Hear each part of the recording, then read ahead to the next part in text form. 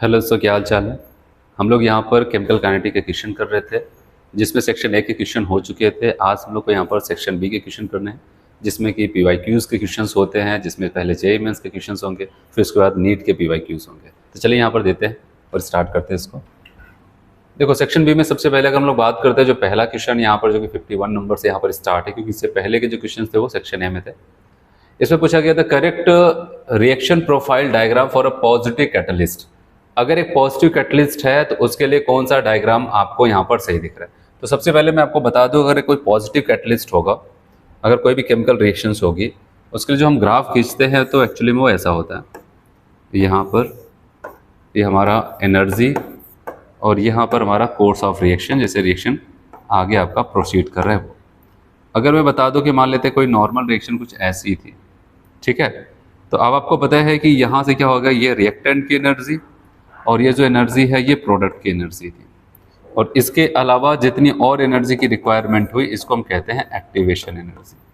लेकिन अगर हम क्या करते हैं, पॉजिटिव कैटलिस्ट का यूज करते हैं, तो पॉजिटिव कैटलिस्ट क्या करता है, इस एक्टिवेशन एनर्जी जो रिएक्टेंट के अपनी एनर्जी के अलावा जितनी और एनर्जी की रिक्वायरमेंट हुई, जिससे वो अपने एक ट्रांजिशन वहां तक पहुंच पाए थ्रेशोल्ड लेवल तक, उसको कहते हैं एक्टिवेशन एनर्जी। लेकिन यहाँ पर जो पॉजिटिव कैटलिस्ट हो जाता है वो इसी एक्टिवेशन एनर्जी को कम करके यहाँ तक पहुँचाता है। तो ये किसका कमाल था, या बताओ, ये पॉजिटिव कैटलिस्ट का था, कैटलिस्ट, ठीक है। वो अगर नेगेटिव कैटलिस्ट होता तो वो एक्टिवेशन एनर्जी को हाई कर देता, जिससे रेट ऑफ रिएक्शन वहाँ पर क्या हो जाता, स्लो हो जाता। तो अब आपको यही देखना है कि आपको एक पॉजिटिव कैटलिस्ट का एक यहाँ पर आपको डायग्राम दिखाया गया, तो कौन पॉजिटिव कैटलिस्ट को दिखा रहा है। देखो यहाँ पर बताया गया विदाउट कैटलिस्ट, ये जो कंप्लीट लाइन आपको दिखाई दे रही है विदाउट कैटलिस्ट और विद कैटलिस्ट। यहाँ पर देख रहे हैं एक्टिवेशन एनर्जी बढ़ गई, तो बताओ ये तो नेगेटिव कैटलिस्ट की बात कर रहा है, ये तो गया ऑप्शन आपका। फिर अगले में अगर हम देखें, यहाँ पर हम इसको बैठा रहा हूँ, यहाँ पर आगे बढ़ते हैं ऑप्शन में, नेक्स्ट ऑप्शन में। अब बी वाले में आ रहे हैं, तो आप देख रहे हैं यहाँ पर कि अब यहाँ पर क्या कर रहा है। एक तो मैं आपको बताऊँ, यहाँ पर आप देख रहे हैं यहाँ से ले जाकर के यहाँ पर, एक तो विद कैटलिस्ट, पॉजिटिव कैटलिस्ट यहाँ पर बढ़ाएगा नहीं, और दूसरा अगर हम देखते हैं यहाँ पर, देखना यहाँ पर रिएक्टेंट प्रोडक्ट दोनों की जगह सेम होती है, रिएक्टेंट प्रोडक्ट की एनर्जी लेवल सेम होगा हमेशा से, बस यहाँ पर एक्टिवेशन एनर्जी, आप देख रहे हैं यहाँ पर रिएक्टेंट की एनर्जी है और प्रोडक्ट का ये था मेन बिना कैटलिस्ट के। लेकिन फाइनली अगर यहाँ पर जो कैटलिस्ट, हालांकि आप देख रहे हैं इसमें एक्टिवेशन एनर्जी भी बढ़ी हुई दिख रही है और प्रोडक्ट को दूर बना दिया, वैसे भी ये सही नहीं होगा। अब अगले में आते हैं, अगर आप यहाँ पर देखो, यहाँ पर अगर आप देखो ये कैटलिस्ट के साथ वाला कम तो दिख रहा है, ये बिना कैटलिस्ट के साथ वाला दिख रहा है।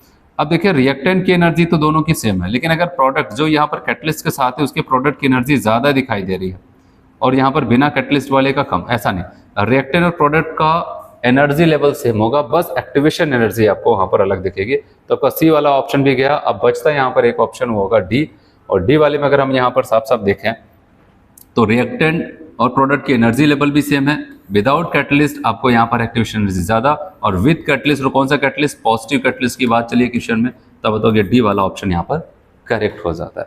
चलिए अगला देखते हैं यहाँ पर, नेक्स्ट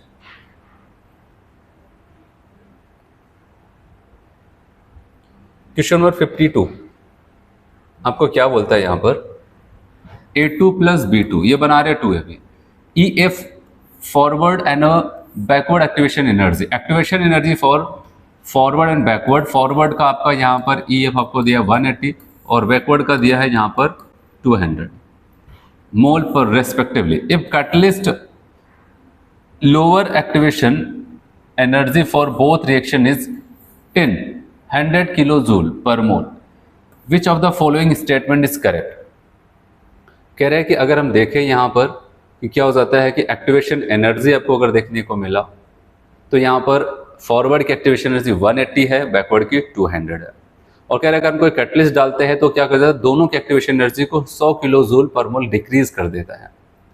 बताया गया width of the following statement, कौन सा स्टेटमेंट वहां पर सही होगा। कह रहे हैं कि enthalpy change for a reaction is different from the uncatalysed reaction, गलत। देखो याद रखना, एक्टिव कैटलिस्ट वहां पर कभी भी डेल्टा H की वैल्यू को चेंज नहीं कर सकता है, ठीक है। तो डेल्टा H की वैल्यू क्या हो जाएगी, वहां पर कांस्टेंट रहेगी।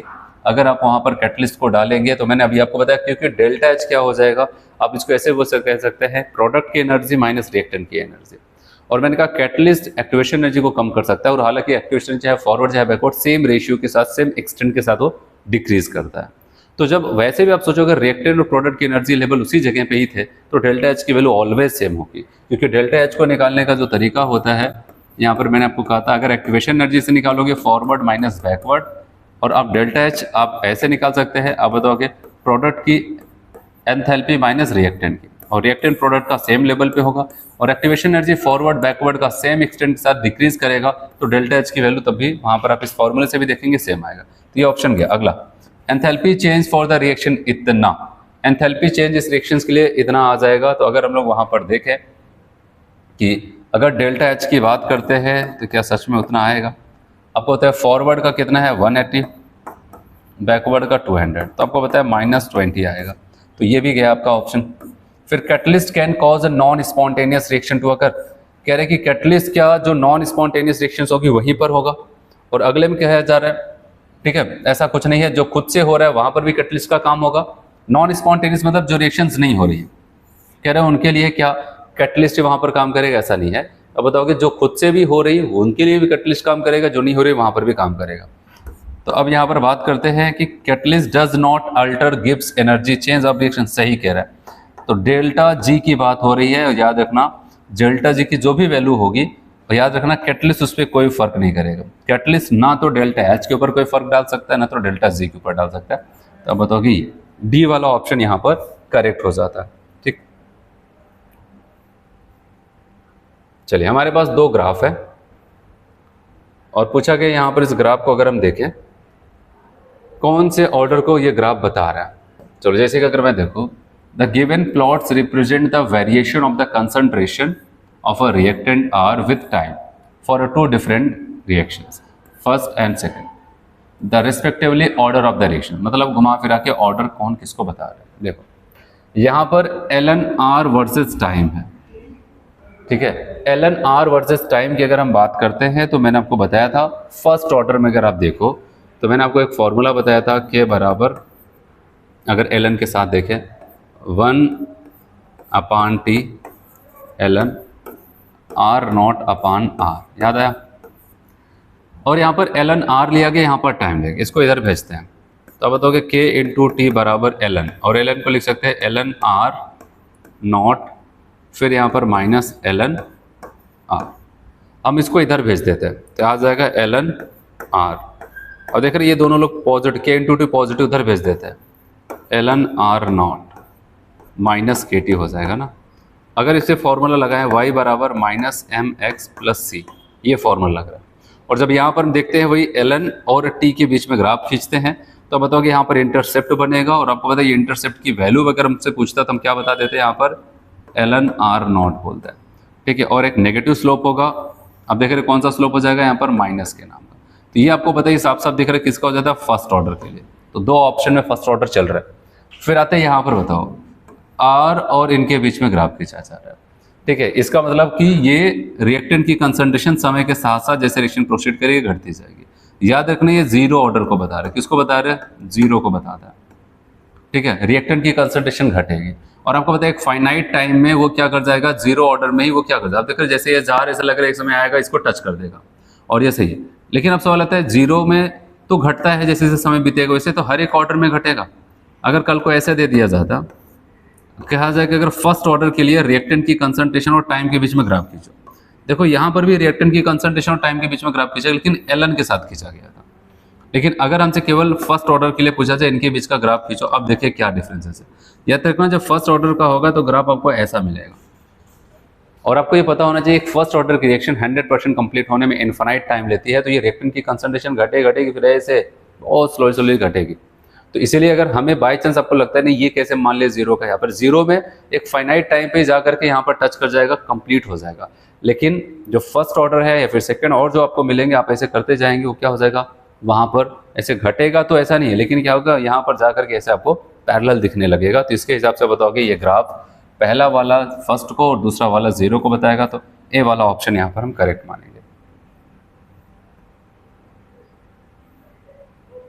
चलिए 54 नंबर का जो क्वेश्चन है इसको देखते हैं।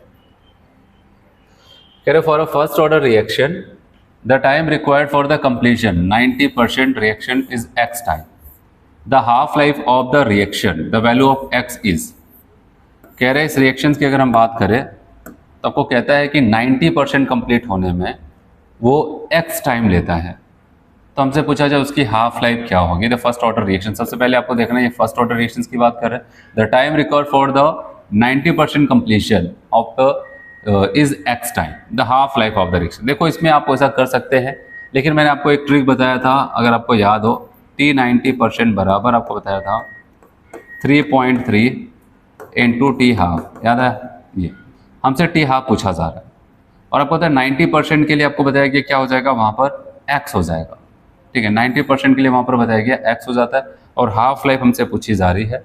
तो अब वहाँ पर अगर हम देखेंगे तो क्या पूछा जाएगा, टी हाफ बराबर टी 90 अपन क्या हो जाएगा 3.3। हम ऐसे कर सकते हैं। द वैल्यू ऑफ x, अच्छा x की वैल्यू हमसे पूछा गया, यहाँ पर पूछा गया 90% कंप्लीट, सॉरी यहाँ पर इसकी वैल्यू को क्या बोला गया, x बोला गया ना, और हमसे पूछा गया the half life of the reaction for a first order reaction, the time required for the complete 90% reaction complete होने में is x time of the half life. Half life का x गुना है। ठीक है, तो अब आपसे x पूछा जा रहा है, एक्चुअली यहाँ पर ये ऐसा पूछा जा रहा है, अगर हाफ लाइफ इतनी है तो आपको पता है कितना टाइम्स हो जाता है, 3.3 टाइम्स। मतलब आपसे यही पूछा जा रहा है कि 90% क्या हो जाता है, वो x टाइम है हाफ का। तो x टाइम आपको पता है कितना 3.3 होता है, तो आप इसको ऐसे लगा सकते हो। ठीक है, तो यही आपसे x की जगह यही पर है, क्योंकि यहाँ पर अगर हमसे पूछा जाता t 90% कितना हो जाता है, हाफ लाइफ का 3.3 टाइम्स होता है, तो आप इससे वैसे भी कर सकते हैं। नहीं तो आप वहाँ पर हाफ लाइफ 90% का ये सब पूरी कहानी लगा सकते थे। फॉर द फॉलोइंग ग्राफ, अब देखिए यहाँ पर बहुत अच्छे से देखना पड़ेगा ये ग्राफ आपको, क्योंकि अच्छे क्वेश्चन है, ये जेईई मेंस के क्वेश्चन है, तो आपको यहाँ पर ध्यान देना। तो आपसे यहाँ पर ये बोला जा रहा है, ठीक है, यहाँ पर क्या हो जाता है कि आपको कुछ ग्राफ दिया गया, जैसे ग्राफ 1 है, 2 है, 3 है, 4 ऐसे आपको दिया गया, और आपसे पूछा जा रहा है कि यहाँ पर कौन सा ग्राफ सही होगा।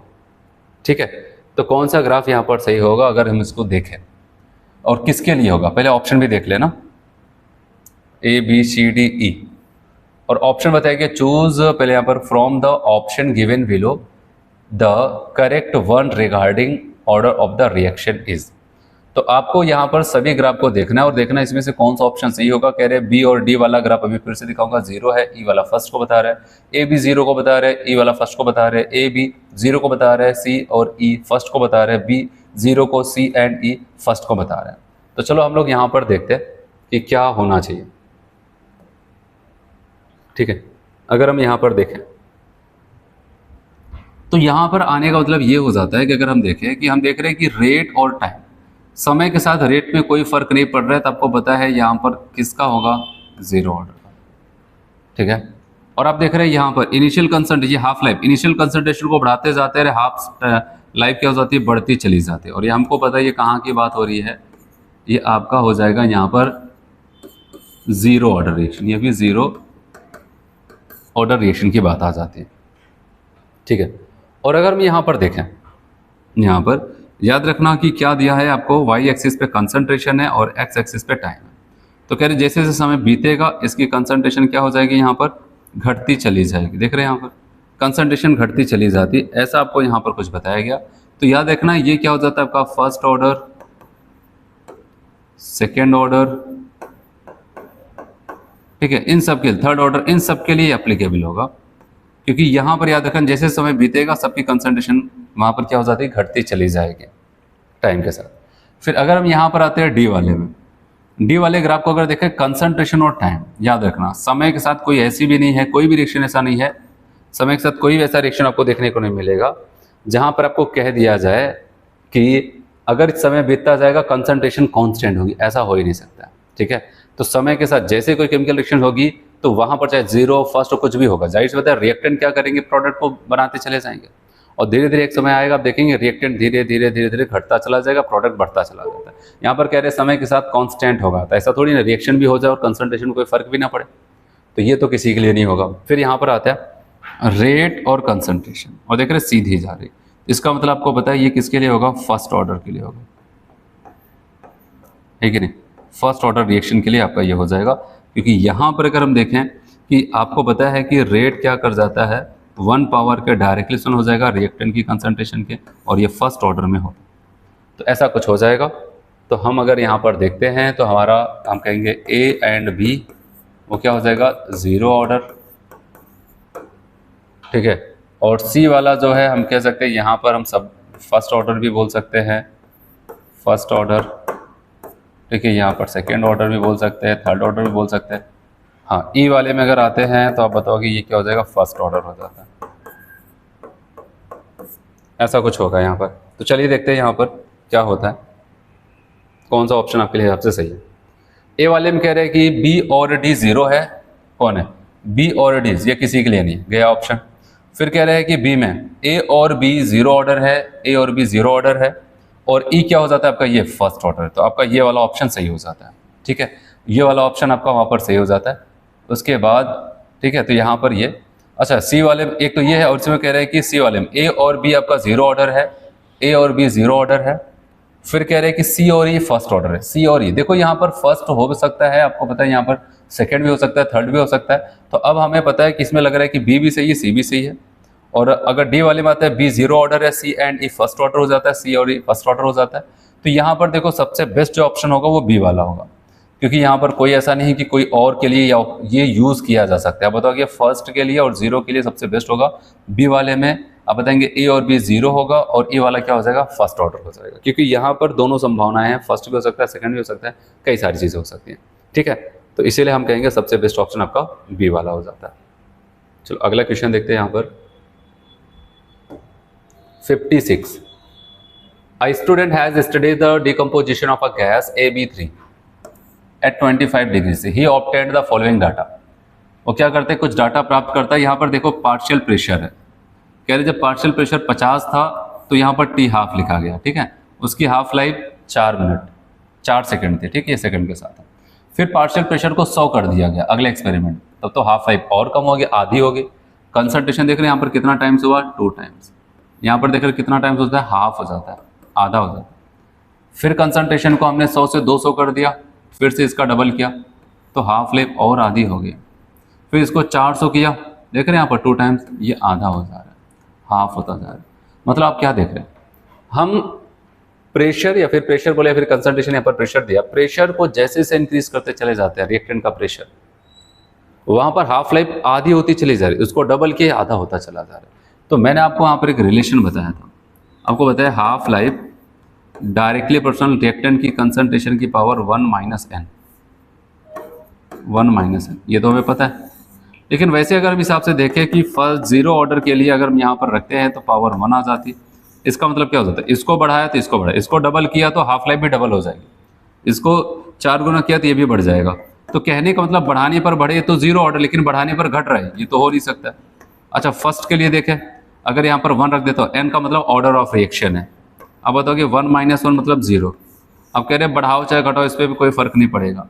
फिर आते हैं हम लोग यहाँ पर सेकेंड ऑर्डर के लिए, और यहाँ पर 1 माइनस 2 कर देते हैं, 1 में से 2 जाएगा तो बचेगा 1, वो भी माइनस में, -1। आपको पता है ये -1 ऊपर है, अगर मैं इसको नीचे लेके जाऊँ तो यहाँ पर 1 आ जाएगा। इसका मतलब क्या, अगर आप इसको बढ़ाओगे तो घटेगा। और देख रहे 1 पावर के साथ है, जितना गुना आपका प्रेशर या फिर अब जहाँ पर मैंने ये लिखा ना कंसंट्रेशन, यहाँ पर आप प्रेशर भी लिख सकते हो, ठीक है, यहाँ पर आप प्रेशर भी लिख सकते हो, जैसे यहाँ पर प्रेशर का टर्म्स है, जहाँ पर कंसंट्रेशन है वहाँ पर प्रेशर भी लिख सकते हो। तो यहाँ पर ये इसी को बता रहे। अब बताओगे अगर इसको बढ़ाओगे तो ये घट जाएगा, इसको बढ़ाया तो ये घट जाएगा। और दूसरी चीज़ यहाँ पर आपको ये बताया जा रहा है कि अगर इस कंसंट्रेशन को आप 2 गुना बढ़ाएंगे 2 गुना घट जाएगा, क्योंकि 1 पावर के साथ है ना, इसको जितना अगर 2 गुना बढ़ाएंगे तो घट जाएगा। तो इस हिसाब से आपको पता है वही तो हो रहा है, इसको डबल किया ये हाफ हो जाता है, इसको डबल किया ये हाफ हो जाता है। तो इसका मतलब बताओगे कौन से ऑर्डर की बात कर रहा है, सेकेंड ऑर्डर की ये बात कर रहा है, ठीक है। तो ऐसा कुछ वहाँ पर होता है, लेकिन अगर आपको ऐसा देखना है तो आप ऐसे भी एक रिलेशन बना सकते हो। अगर आपको लगता है नहीं तो आप ऐसे भी देख सकते हो, जैसे मैंने आपको बताया यहाँ पर प्रेशर है ना, मैंने कहा चाहे प्रेशर यूज करो चाहे कंसंट्रेशन, इसकी पावर 1 माइनस एन। इसको अगर हम ऐसे देखें T1 हाफ पहले वाले का अपान दूसरे वाले का बराबर P1 अपान P2, और इसकी पावर लगा देते क्या 1 माइनस एन, ऐसे लगा देते। अब मान लेते हैं यहाँ पर 2 एक्सपेरिमेंट, पहला दूसरा एक्सपेरिमेंट मैं उठा लेता हूँ। T1 का टाइम जो हो जाता है वो 4 मिनट है और T2 का 2 मिनट। प्रेशर इसका 50 है और इसका क्या हो जाता है 100 हो जाता है। अब मैं बताऊँ इसका पावर यहाँ पर 1 - n चल रहा है। अब n की वैल्यू क्या हो, n ही तो ऑर्डर होता है। अगर हम देखेंगे यहाँ पर आ जाएगा 1/2 और यहाँ पर 2। अगर हम देखें यहाँ पर 2 आया, यहाँ पर 1/2 की पावर 1 - n आ जाता है। अगर मैं यहाँ पर इसको लिखूँ और आपको पता है 1/2 की पावर 1 - n, अगर ये 2 को मैं ऊपर लेके जाऊँ, अब इसका मतलब हो जाता है 2 की पावर 1/2 की पावर 1 - n। अगर मैं 2 को ऊपर लेके जाऊँ, ये पावर अब n - 1 हो जाता है। देखो यहाँ पर 2 की पावर कितनी 1 और यहाँ पर 2 की पावर n - 1, तो मतलब ये दोनों पावर एक दूसरे के बराबर है। तब बताओगे 1 बराबर n - 1, तो n बराबर निकालेंगे तो यहाँ पर -1 इधर आ जाएगा +1, 1 + 1 ये हो जाएगा 2। तो आप इसको ऐसे भी कर सकते थे कि सेकंड ऑर्डर है, नहीं तो आप वैसे अगर आपका कॉन्सेप्ट क्लियर है तो आप वैसे थ्योरेटिकली भी देख करके बता सकते थे, नहीं तो आप ऐसे क्वेश्चन को सॉल्व करके बता सकते कौन सा ऑर्डर था। ठीक है, चलो इसको देखते हैं। और यहाँ पर हमें ये कहता है at 30 degree C the half life the decomposition of AB2 is 200 and is independent of the initial concentration। क्या ये हाफ लाइफ कह रहे AB2 नाम का जो रिएक्टेंट है उसकी हाफ लाइफ 200 सेकेंड है और वो क्या कर जाता है independent of initial concentration of AB2, मतलब हाफ लाइफ की बात कर रहा है। और हाफ लाइफ अगर रिएक्टेंट की कंसंट्रेशन पे डिपेंड नहीं कर रहा है तो इसका मतलब क्या बताओगे, वो हो जाता है फर्स्ट ऑर्डर रिएक्शन। तो यहाँ पर उन्होंने देखो ये क्वेश्चन में इंपॉर्टेंट यहाँ पर ये है, आपको कहीं पर ऑर्डर के बारे में नहीं बताया गया, लेकिन वहां पर आपको स्टेटमेंट कहता है कि हाफ लाइफ AB2 की इतनी है और वो AB2 की कंसंट्रेशन पे डिपेंड नहीं करता। कौन? Half life.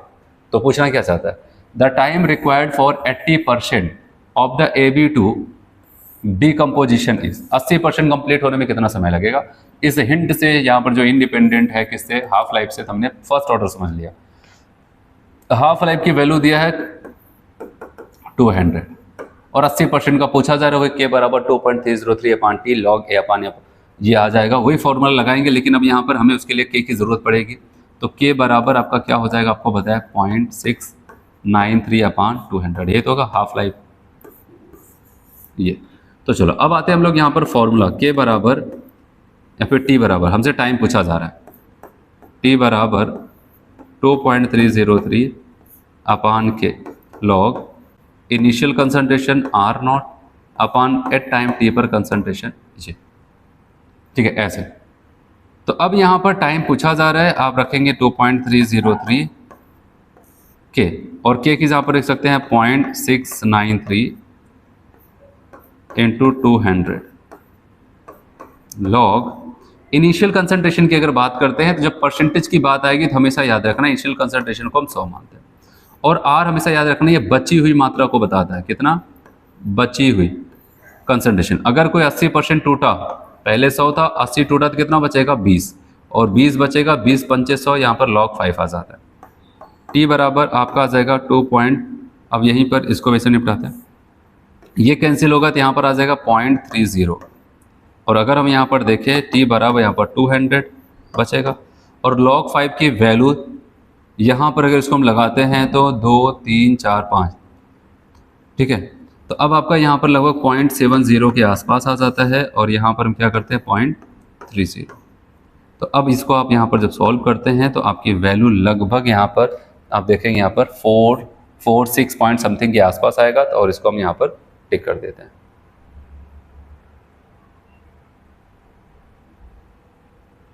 ठीक है, तो ऐसा कुछ यहाँ पर हो जाता है। चलिए अगला देखें।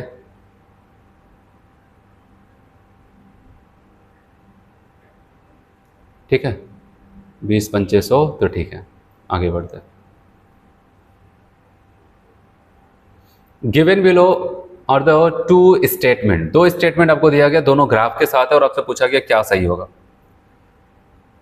चलिए देखो, ये स्टेटमेंट आप देख रहे हैं, यहाँ पर ग्राफ है ना, ग्राफ है, तो यहाँ पर हाफ लाइफ है और R0 initial concentration is valid for first order. सही है, आपको पता है फर्स्ट ऑर्डर की जो रिएक्शन होती है उसकी हाफ लाइफ कंसंट्रेशन पे डिपेंड नहीं करती, इसलिए यहाँ पर आपको पैरेलल देखने को मिलता है, किसके साथ, यहाँ पर एक्स एक्सिस के साथ।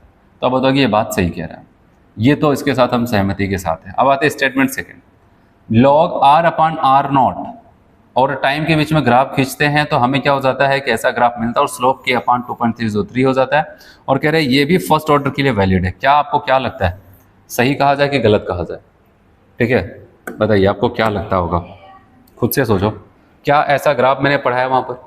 बताओगे ऐसा मिलता जुलता तो पढ़ा है, लेकिन मैं आपको बताऊँ ये गलत है। क्यों? गड़बड़ी कहाँ पर हुई पता है? जो मैंने आपको बताया था यहाँ पर आर नॉट था, यहाँ पर आर था, यहाँ पर क्या कर दिया, उल्टा कर दिया। क्योंकि अगर आपको याद हो यहाँ पर के बराबर 2.303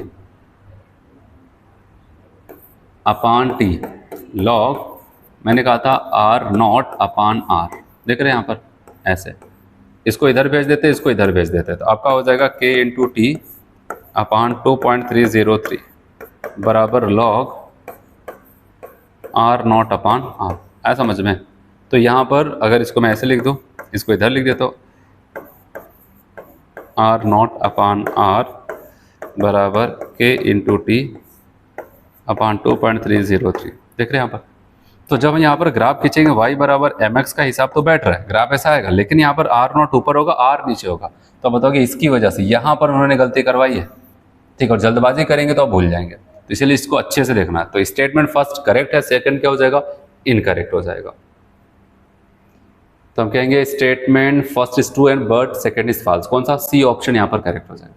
चलिए अगला देखते हैं। और इस क्वेश्चन में अगर हम आते हैं तो हमें कहता है फर्स्ट ऑर्डर डीकंपोजिशन रिएक्शंस यहाँ पर बताया गया। Decomposition reactions, the time taken for the decomposition of the reaction, यहाँ पर कह रहे हैं 1/4 and 1/8 of its initial concentration is T1 and T2 respectively. The ratio T1 upon T2 will be, क्या हो जाएगा? T1 अपान T2 क्या हो जाएगा? सबसे मैंने यहाँ पर देखो, अगर मान लेते शुरू में 1 था, 1 से 1/2 होने में कितना हुआ? First half life. क्या हो जाएगा यहाँ पर? ये पहला हाफ लाइफ था। और आपको पता है जब यहाँ से यहाँ पर पहुँचेगा फिर एक और हाफ लाइफ गुजरेगी, ये दूसरा, तो अब ये क्या हो जाएगा? इसका भी आधा होगा तो 1/4, एक और हाफ लाइफ गुजरेगी थर्ड, तो यहाँ पर कितना हो जाएगा? 1/8। अब आपको ये कह रहा है कि यहाँ पर आपको क्या बताना है कि T1 T2 का रेशियो बताना है। अगर हमसे पूछा जाए T1 क्या है जब 1/4 हो जाता है, यहाँ से यहाँ तक का टाइम। अच्छा बताओ, यहाँ से यहाँ तक का टाइम मतलब T1 है, इसमें कितने हाफ लाइफ गुजरे? 1 and 1। अब बताओगे 2 हाफ लाइफ गुजरी है कि नहीं, क्योंकि फर्स्ट ऑर्डर के हर एक हाफ लाइफ में टाइम सेम होता है। अच्छा अगर वहाँ से 1/8 की बात आएगी तो यहाँ पर जिसको T2 कहा गया, यहाँ पर कितनी हाफ लाइफ गुजरी? 1, 2 and 3। आप बताओगे 3 हाफ लाइफ। तो हमसे ये पूछा गया T1 अपान T2 बता दो क्या होगा? अपान T2 हम क्या करेंगे, यहाँ पर 2T हाफ हो जाएगा, 2 हाफ लाइफ यहाँ पर गुजरी होंगी तो 1/4, यहाँ पर 3 हाफ लाइफ गुजरी होंगी तो यहाँ पर T हाफ ये आप कैंसिल हो जाएगा। आप बताओगे कितना हो जाएगा? T1 अपान T2 बराबर 2/3। क्या हो जाएगा? 2/3, 2/3 हो जाता है। Which of the following statement is not true for radioactive decay? Radio active decay के लिए क्या आपको सही नहीं लग रहा है? वैसे आपको पता है रेडियो एक्टिव डिके जो हो जाता है ये फर्स्ट ऑर्डर रिएक्शंस के अंतर्गत आता है। बताया कि amount of radio active substance remained after 3 half life 1/8 of the original. देखो ये तो बात तो सही है, कोई भी रेडियो एक्टिव सब्सटेंस अभी कोई भी होगा, अगर उसमें 3 हाफ लाइफ होगी तो पहला हाफ लाइफ गुजरा तो 1/2, दूसरा तो 1/4, फिर तीसरा 1/8 हो जाएगा। ये तो स्टेटमेंट सही लग रहा है ना, 3 हाफ लाइफ के बाद क्या हो जाएगा? 1/8 हो जाएगा इनिशियल का। लेकिन हमें क्या बताना है? नॉट ट्रू मतलब इनकरेक्ट स्टेटमेंट बताना है। Half life of is ln2 times of the rate constant. इसको समझे, ये क्या बोलना चाहता है? कह रहे हाफ लाइफ क्या हो जाता है? रेट कांस्टेंट का ln2 टाइम्स होता है। हमने कहा यहाँ पर एक फॉर्मूला मैंने बताया था ln के साथ, ln2/k, ये सही है, हाफ लाइफ का फॉर्मूला है ln2/k। तो आपको इसका मतलब यही तो हो जाता है ना, इसको हम ऐसे कह सकते हैं, ये बराबर हो जाएगा ln2 × 1/k। तो सही तो कह रहे हैं, 1/k रेट कांस्टेंट का ln2 टाइम्स होता है, ये भी सही, हमें गलत वाला सेलेक्ट करना है। फिर कह रहे हैं decay constant increases with increase of temperature. नहीं, देखो जो डीके कांस्टेंट हो जाता है वो टेम्परेचर डिपेंडेंट नहीं, ये डीके कांस्टेंट जिसको डिटेल में आप फिजिक्स में पढ़ते हैं वहाँ पर रेडियो एक्टिविटी में, तो याद रखना डीके कांस्टेंट टेम्परेचर डिपेंडेंट नहीं होता, वो फिक्स होता है। तो बताओगे यहाँ पर increases with increase of temperature. अच्छा आपसे इनकरेक्ट पूछा गया था ना, तब बताओगे तो यही होता है, ठीक है। अच्छा नेक्स्ट प्रॉब्लम कहते हैं decay constant does not depend on temperature. ये सही कह रहा है, हमें क्या करना था, इनकरेक्ट लगाना था, तो हम कहेंगे 60 नंबर वाले क्वेश्चन में आपका यहाँ पर कौन सा ऑप्शन हो जाएगा, सी वाला ऑप्शन करेक्ट हो जाएगा। डीके कांस्टेंट टेम्परेचर डिपेंडेंट नहीं होता है। चलिए अगला question, in a reaction A plus B क्या बना रहे हैं, C. Initial concentration of A and B are related, concentration of A बराबर 8b, the half life of A and B are 10 minute and 40 minute respectively, if they start to disappear the same times, एक ही साथ दोनों क्या कर जाते हैं, disappear, react करना शुरू करते हैं, both following the first order kinetic, और दोनों फर्स्ट ऑर्डर काइनेटिक को फॉलो कर रहे हैं। After how much time will the concentration of both reactant are same, कितने समय बाद दोनों की कंसंट्रेशन सेम हो जाएगी। चलो अब मैं आपको बताऊं क्वेश्चन को क्या बोल रहा है, अगर आपको समझ में आया। आपको कह रहा है एक सब्सटेंस है ए और एक है बी, जो ए हो जाता है वो 8 गुना हो जाता है किसका, बी का, और बी तो बी है ही। फिर आपको यहां पर ए के लिए एक और लाइन बता रहा है, कह रहे ए की जो हाफ लाइफ है ना वो कितना हो जाती है, 10 मिनट है, मतलब 10 मिनट में अपनी इनिशियल अमाउंट का आधा होगा। और बी के लिए जो आपको बता रहे इसकी जो हाफ लाइफ है ना, इनकी जो हाफ लाइफ है वो क्या हो जाता है, आपको बता रहा है वो 40 मिनट है। तो आपसे कह रहे हैं वो टाइम हमें बताओ जहां पर ए और बी इनकी कंसंट्रेशन आपको सेम दिखने लगे, कितने समय के बाद, क्योंकि पहले में तो ए क्या हो जाता है 8 गुना बी का है, और दूसरे में क्या हो जाता है, बी तो चलो बी ही है, लेकिन हाँ इनके हाफ लाइफ कह रहे हैं ये 10 मिनट में आधा हो जाता है, ये 40 मिनट लेते हैं। तो चलो अब मैं अगर यहाँ पर लिखूँ, ऐसे समझो, इस वजह से थ्योरेटिकली ऐसे समझो, ए नॉट की जहाँ पर क्या लिख देता हूँ, 8 टाइम्स ऑफ बी नॉट।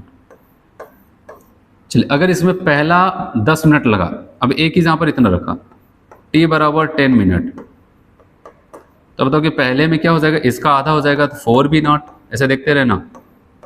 फिर एक और 10 मिनट लगाया, ठीक है, तो क्या हो जाएगा, इसका भी आधा हो जाएगा, क्योंकि पहले का आधा होता जाएगा 2 बी नॉट, ठीक है। फिर 20 मिनट हो गया, अभी और 10 मिनट देते हैं हम,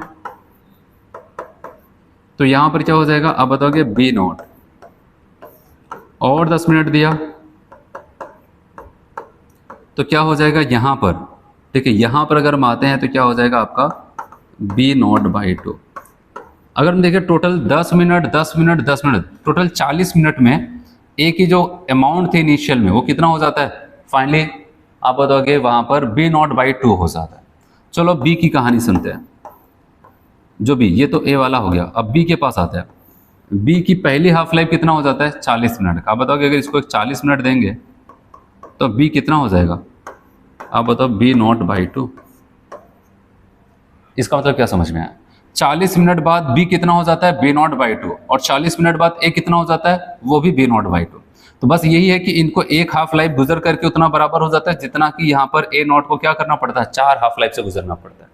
और 40 मिनट बाद अगर देखेंगे दोनों की कंसंट्रेशन क्या हो जाती है, सेम, तो इस हिसाब से हम कहेंगे यहाँ पर सी वाला ऑप्शन करेक्ट हो जाएगा, क्योंकि 40 मिनट बाद दोनों की कंसंट्रेशन सेम हो जाती है, क्योंकि अपने इनिशियल का आधा होता चला जाएगा। ये 10 मिनट का है, तो जब तक ये एक हाफ लाइफ से गुजरेंगे वो 4 हाफ लाइफ से गुजर करके इनके बराबर हो जाता है, ठीक है। टाइम लगा 40 मिनट। चलो अगला क्वेश्चन यहाँ पर,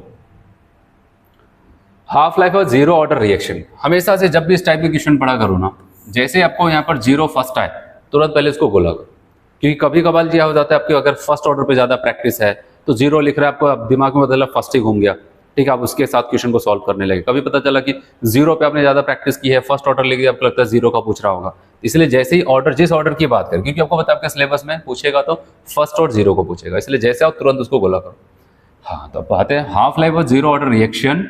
ए से प्रोडक्ट कितना है, 1 आवर।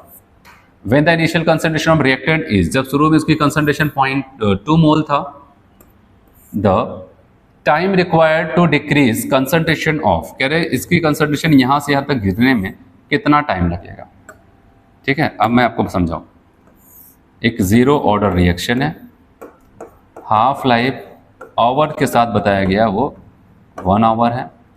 इसकी इनिशियल कंसंट्रेशन जो थी वो 2 मोल पर लीटर के साथ चल रही थी, लेकिन हमसे कह रहा है कि जब इनकी कंसंट्रेशन कितना हो जाए, कह रहे कि 0.50 से 0.20 हो जाए, तो बताओ भाई कितना समय लगा होगा।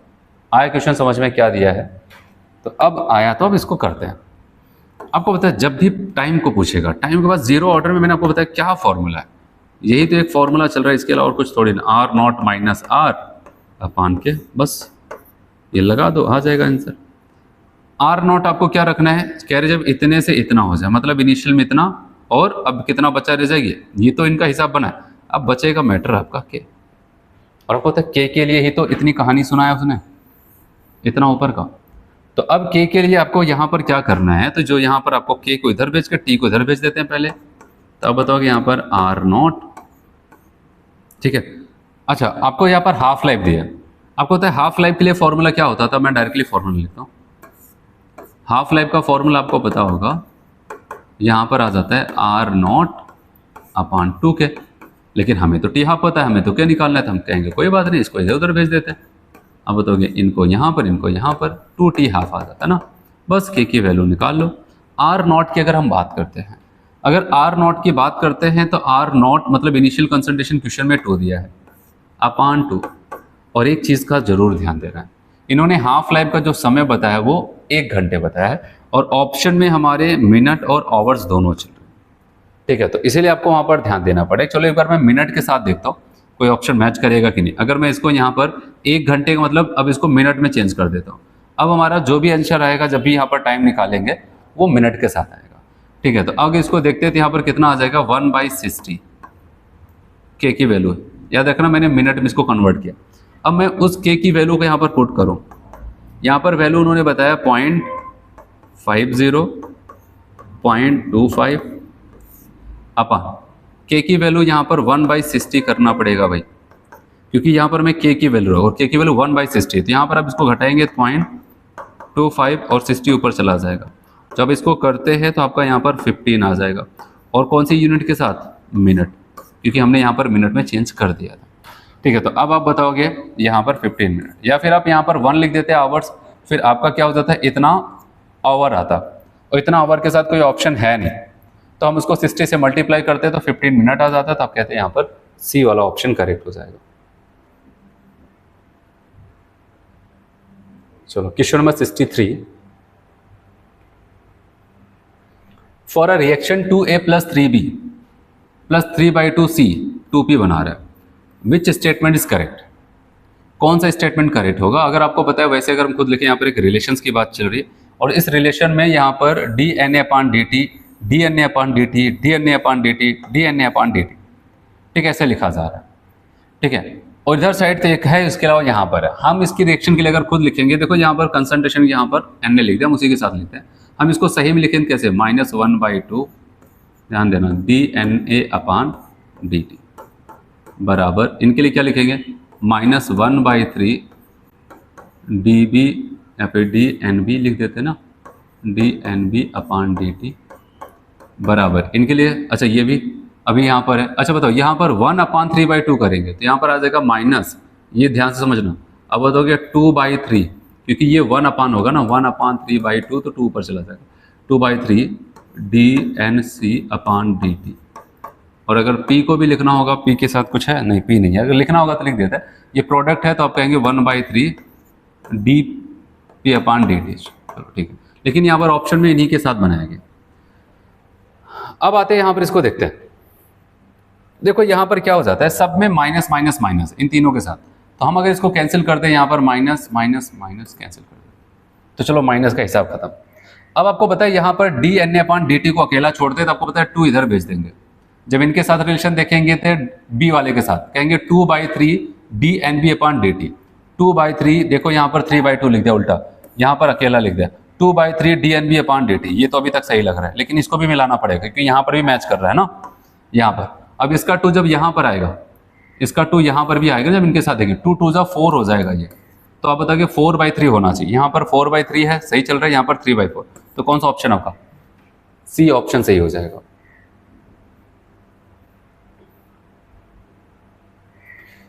कह रहे for a reaction order n the unity of the rate constant is, and the unity of a rate constant.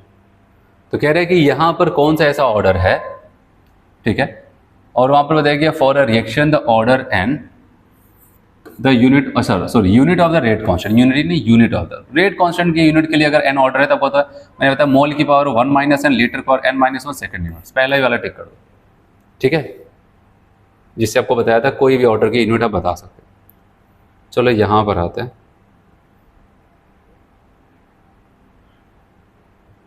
चलो खुद से करते हैं फिर ऑप्शन में आएंगे ना। आपको यहाँ पर अगर क्वेश्चन हम देखें, पहले क्वेश्चन पढ़ते हैं, the results given in the below table were obtained during kinetic study of the following data. एक रिएक्शंस लिखा गया, इनका एक टेबल बनाया गया डिफरेंट एक्सपेरिमेंट के साथ, ए और बी की कंसंट्रेशन और यहाँ पर रेट लिखा है। अगर हम यहाँ पर ध्यान दें, यहाँ पर हमसे क्या पूछा गया पता क्वेश्चन में, कह रहे एक्स और वाई बता दो, बस एक्स और वाई अब बता दो क्या। अब कैसे बताया जाएगा एक्स और वाई, अब इसको ध्यान से समझते हैं। देखो हमें क्या करना है, बहुत सारे एक्सपेरिमेंट किया गया है, हमारा टारगेट होगा कि हम पहले किसी एक को रोक करके दूसरे की कंसंट्रेशन में चेंजेस देखें, फिर दूसरे को रोक करके पहले की कंसंट्रेशन में चेंजेस देखें। अब अगर यहाँ से यहाँ पर जाए, अब देख रहे ये क्या हो जाएगा, ये कांस्टेंट हो जाता है, 1 से 2 में जाते हैं ये कांस्टेंट हुआ क्योंकि एक को रोकना था। अब 1 से 2 जाएंगे, इसकी कंसंट्रेशन कितनी 2 टाइम्स हो जाती है। हमने जिसको रोक दिया अब उसका कोई भी रोल नहीं होगा रेट को बढ़ाने में, अब ये रुक गया, अब इनकी कंसंट्रेशन डबल किया, अब देखते हैं रेट कितना गुना बढ़ा। देखो एक चीज़ मैं आपको बताऊं, यहाँ पर पावर -3, यहाँ पर -2 है। अब इसको अगर -3 करेंगे पॉइंट पीछे शिफ्ट होगा, बताएंगे 24.0। ये पावर जरूर हर कोई जरूर ध्यान देगा, जब भी ऐसा देखो क्वेश्चन इस टाइप का, पावर को गोला करो, पावर सेम है तो कोई दिक्कत नहीं है तो उसको सेम करो, तब हिसाब देखो। 6 से 24 हो रहा है, 6 चौक 24।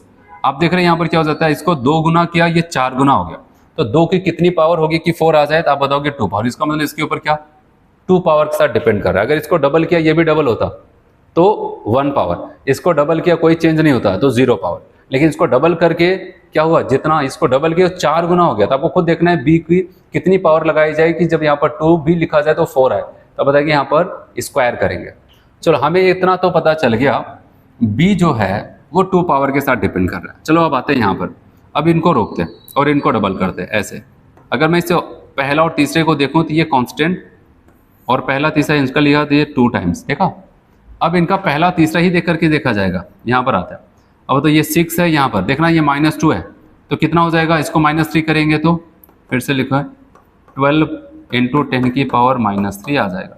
तो बताओ 6 दूनी 12, कितना टाइम्स 2 गुना। अगर हम इसको ऐसे चलते हैं, यहाँ पर हमने देखो यहाँ पर ये वाला 1 से 2 जाते हैं तो डबल किया, इनको रोक करके, और हमारा रेट क्या हो जाता है 2 गुना हो जाता है। जितना गुना हमने यहाँ पर बढ़ाया उतने गुना क्या हो जाता है रेट भी बढ़ा, तो इसका मतलब क्या हो जाएगा 1 पावर। तो अब हमें यहाँ पर समझ में आ गया कि अगर हमें रेट लिखना होता, रेट बराबर रेट कांस्टेंट ए की पावर 1 और बी की पावर 2, ठीक है। अब सवाल आता है कि फिलिंग का, अब हम भरेंगे किसको, ए और बी को, एक्स और वाई को। अब अगर आप देखो यहाँ से, अब सब कुछ भुला करके अब यहाँ पर ध्यान दो, ये अगर हम आते हैं यहाँ से यहाँ पर, पता नहीं क्या हो रहा है, अब यहाँ से यहाँ पर आते हैं, आप देख रहे हैं, अगर यहाँ से यहाँ पर आते हैं तो क्या हो रहा है, या फिर हम इसको ऐसे ले लेते हैं, जैसे एक कोई रुक जाए ना तो ज़्यादा ठीक रहेगा हम लोग के लिए। मान लेते हैं कि मैं एक काम करता हूँ यहाँ पर, ठीक है, मैं एक्सपेरिमेंट यहाँ पर उठा लेता हूँ 2 से 3, वहाँ पर 2 से 4, ये वाला एक्सपेरिमेंट देखें, ये वाला, तो ये क्या हो जाएगा कांस्टेंट, और 2 से जब यहाँ पर जाएंगे, अब देख रहे ये इसको हमने ऐसे लिया तो ये तो कांस्टेंट हो जाएगा। जब ये कांस्टेंट हो गया, अब पता है कौन, ए बचाओ, ए कितना पावर लेके चल रहा है 1, कह रहे कि अब यहाँ पर रेट देखो, अगर 2 से हम यहाँ पर चलते हैं, पावर सेम है, अच्छी बात है।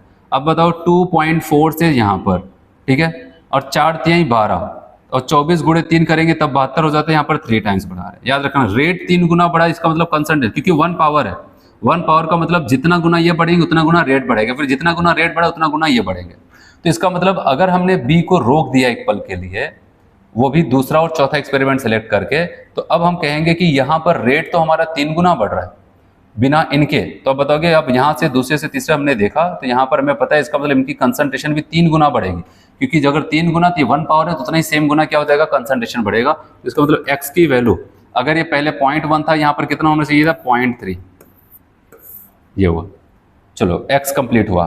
अब आते हैं वाई पे, कहाँ पर आते हैं, वाई पे। अब अगर हम यहाँ पर देखें, इसको ध्यान देना कि अगर हम कोई भी एक्सपेरिमेंट यहाँ पर सिलेक्ट करते हैं और अगर इसमें हम लोग आते हैं, वाई को हमें सेलेक्ट करना है, ठीक है, मान लेते हैं 12 दूनी 24 36, और यहाँ पर अगर आते हैं कोई भी एक एक्सपेरिमेंट, मान लेते हैं अगर मैं यहाँ से यहाँ पर आता हूँ, ऐसे समझना, ऐसे एक पल के लिए, अगर यहाँ पर मैं दूसरा पेन ले लेता हूँ, मान लेते हैं यहाँ से, ऐसे समझो, यहाँ से यहाँ पर आया तो ये कितना गुना बढ़ रहा है, 0.1 से 0.3, या बताओ ये 3 टाइम्स बढ़ रहा है। तो इसकी वजह से जो रेट हुआ होगा कितना, 3 टाइम्स बढ़ा होगा। और हम यहाँ से यहाँ पर आ रहे, कितना समझ में नहीं आ रहा। लेकिन अब यहाँ पर देखना, हमने दूसरा और पांचवा उठाया ना, दूसरा और पांचवे से अगर मैं यहाँ पर आऊँ, दूसरे और पांचवे से, तो आपको पता है पहले इनकी पावर सेम करते हैं। क्या करते हैं यहाँ पर, पावर सेम करते हैं। ये -2 ये -1 है, इसको लिखेंगे तो हम कहेंगे यहाँ पर 28.8, देख रहे हैं यहाँ पर पॉइंट आ जाएगा, इंटू 10 की पावर -2। अब अगर आप खुद यहाँ पर देखें ये कितना गुना यहाँ पर बढ़ रहा है, तो अगर मैं यहाँ पर देखो, अगर 2.4 और यहाँ पर क्या हो जाता है कि इतना हो जाता है। अगर मैं यहाँ पर अगर देखता हूँ, अगर 4 करता हूँ, 4 चौक 16, अगर मैं यहाँ पर 4 कर दूंगा, 4 चौक 16 हो जाएगा, ठीक है, और 4 दूनी 8 1 9, यहाँ पर 4 टाइम्स तो नहीं जा रहे क्योंकि हमें यहाँ पर देखना है 2.4 से 28.8 जा रहा है ना। तो अगर हम यहाँ पर देखते हैं तो कितना टाइम्स यहाँ पर हो सकता है, 12, अगर मैं 12 से 12 दूनी 24, अगर मैं ऐसे कर देता हूँ तो यहाँ पर क्या हो जाएगा, 12 चौक 48, 12 दूनी 24, 25 26 27 28, हाँ ये आ जाएगा। आपको पता है यहाँ पर अगर यहाँ से यहाँ पर आ रहा है तो ये 12 टाइम बढ़ रहा है, कितना गुना बढ़ रहा है, 12 गुना बढ़ रहा है। अच्छा, उस 12 गुना में तो 3 गुना ये बढ़ा रहा है, ठीक है, 3 टाइम्स ये बढ़ा रहा है। अब सवाल आता है ये कितना करेगा कि 12 आ जाए। आपको पता है 12 में 4 से गुणा करेंगे तब 12 आएगा। और आपको पता है ये 4 गुना यहाँ पर आपको करना है कि इसको 4 होना चाहिए, मतलब आपको पता है इसकी पावर पहले से 2 है। अगर इसकी पावर 2 है तो 0.2 से अगर इसको मैं 0.4 कर दूं, मतलब कितना कर दूंगा, डबल, और डबल का स्क्वायर होकर क्या हो जाएगा, 4, और 4 हो जाएगा तो उसकी वजह से क्या हो जाएगा, यहाँ पर 3 टाइम्स ये बढ़ा रहा है। फिर ये अपने कंसंट्रेशन को अगर इसको हम 2 टाइम्स करेंगे, 4 गुना बढ़ा देगा, तो 4 × 3 कितना हो जाएगा, 12 आ जाएगा। इसका मतलब यहाँ पर x की वैल्यू 0.30, तो y की वैल्यू क्या हो जाती है, यहाँ पर अगर इतना है x की वैल्यू यहाँ पर इतना, तो y की वैल्यू यहाँ पर 0.4 के आसपास आना चाहिए। तो चलो अब देखते हैं यहाँ पर कौन से ऑप्शन में ये मैच कर रहा है। x की वैल्यू 0.30, 0.3 और y की वैल्यू 0.4, इस हिसाब से आपका कौन सा ऑप्शन, बी वाला ऑप्शन करेक्ट होगा। तो एक एक चीज़ें करके आपको वहाँ पर करना पड़ेगा। अच्छा क्वेश्चन था, थोड़ा सा लेंदी था, लेकिन आप सिस्टमेटिक करेंगे तो सॉल्व हो जाएगा। चलिए अगला क्वेश्चन देखते हैं यहाँ पर हम लोग। नेक्स्ट क्वेश्चन,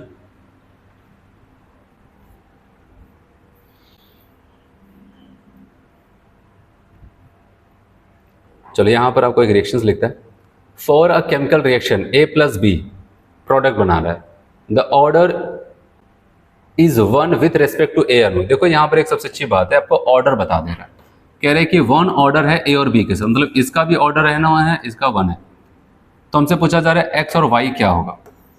अब समझना, आपको कुछ डिसाइड नहीं करना है, इनका ऑर्डर 1 है, मतलब ये अगर डबल होंगे तो डबल करेगा, ये डबल होंगे तो डबल करेगा। अब यहाँ पर हम देखते हैं, अगर मैं इनको कांस्टेंट कर दूं, तो अगर कांस्टेंट किया तो आप देख रहे हैं रेट कितना गुना बढ़ रहा है, 4 गुना, 0.1 से 0.4। और आपको बताइए कहेगा कि जितना गुना रेट बढ़ेगा उतना गुना मेरा कंसंट्रेशन भी बढ़ेगा, क्योंकि यहाँ पर 1 पावर है। इसका मतलब अगर ये 20 है तो इनको तो रोक दिया, इनको तो कोई मतलब नहीं है। तो आपको पता है अगर 4 गुना ये बढ़ा तो सेम गुना क्या हो जाएगा, ये भी बढ़ेगा, और सेम बढ़ेगा तो 20 × 4 हो जाएगा कितना, 80। एक्स की फिलिंग हो गई। अब नेक्स्ट आता है, अब अगर हम यहाँ पर ये करें, देखना, अब इसको तो कांस्टेंट कर नहीं सकते, अब यहाँ से यहाँ पर आए, ये कितना गुना हो रहा है, 2 गुना, 20 से 40। कहेगा मैं 2 गुना, तो रेट इसकी वजह से 2 गुना होगा, लेकिन रेट कितना गुना हो रहा है, देख रहे 8 गुना। इसका मतलब क्या, कह रहे हैं कि 2 गुने की जिम्मेदारी मैं लेता हूँ, और आपको बताया 2 × 4 करेंगे तब जा करके 8 होगा, मतलब 4 गुने की जिम्मेदारी भी लेगा तभी तो, क्योंकि अब यहाँ पर दोनों की कंसंट्रेशन बदलेगी, अब किसी को कांस्टेंट नहीं कर सकते। तो अब बताओगे इनको डबल किया तो रेट डबल होगा, लेकिन हमारा रेट तो 8 गुना हो रहा है, इसका मतलब आपको बताइए 4 गुना हुआ होगा, तभी तो 4 इंटू 2 कितना हुआ होगा 8। तो इसका मतलब ये दुगुना और ये 4 गुना हुआ होगा, और इसका मतलब 0.5 का 4 करेंगे तो 5 चौक 20, आप बताएंगे 2 आ जाता है।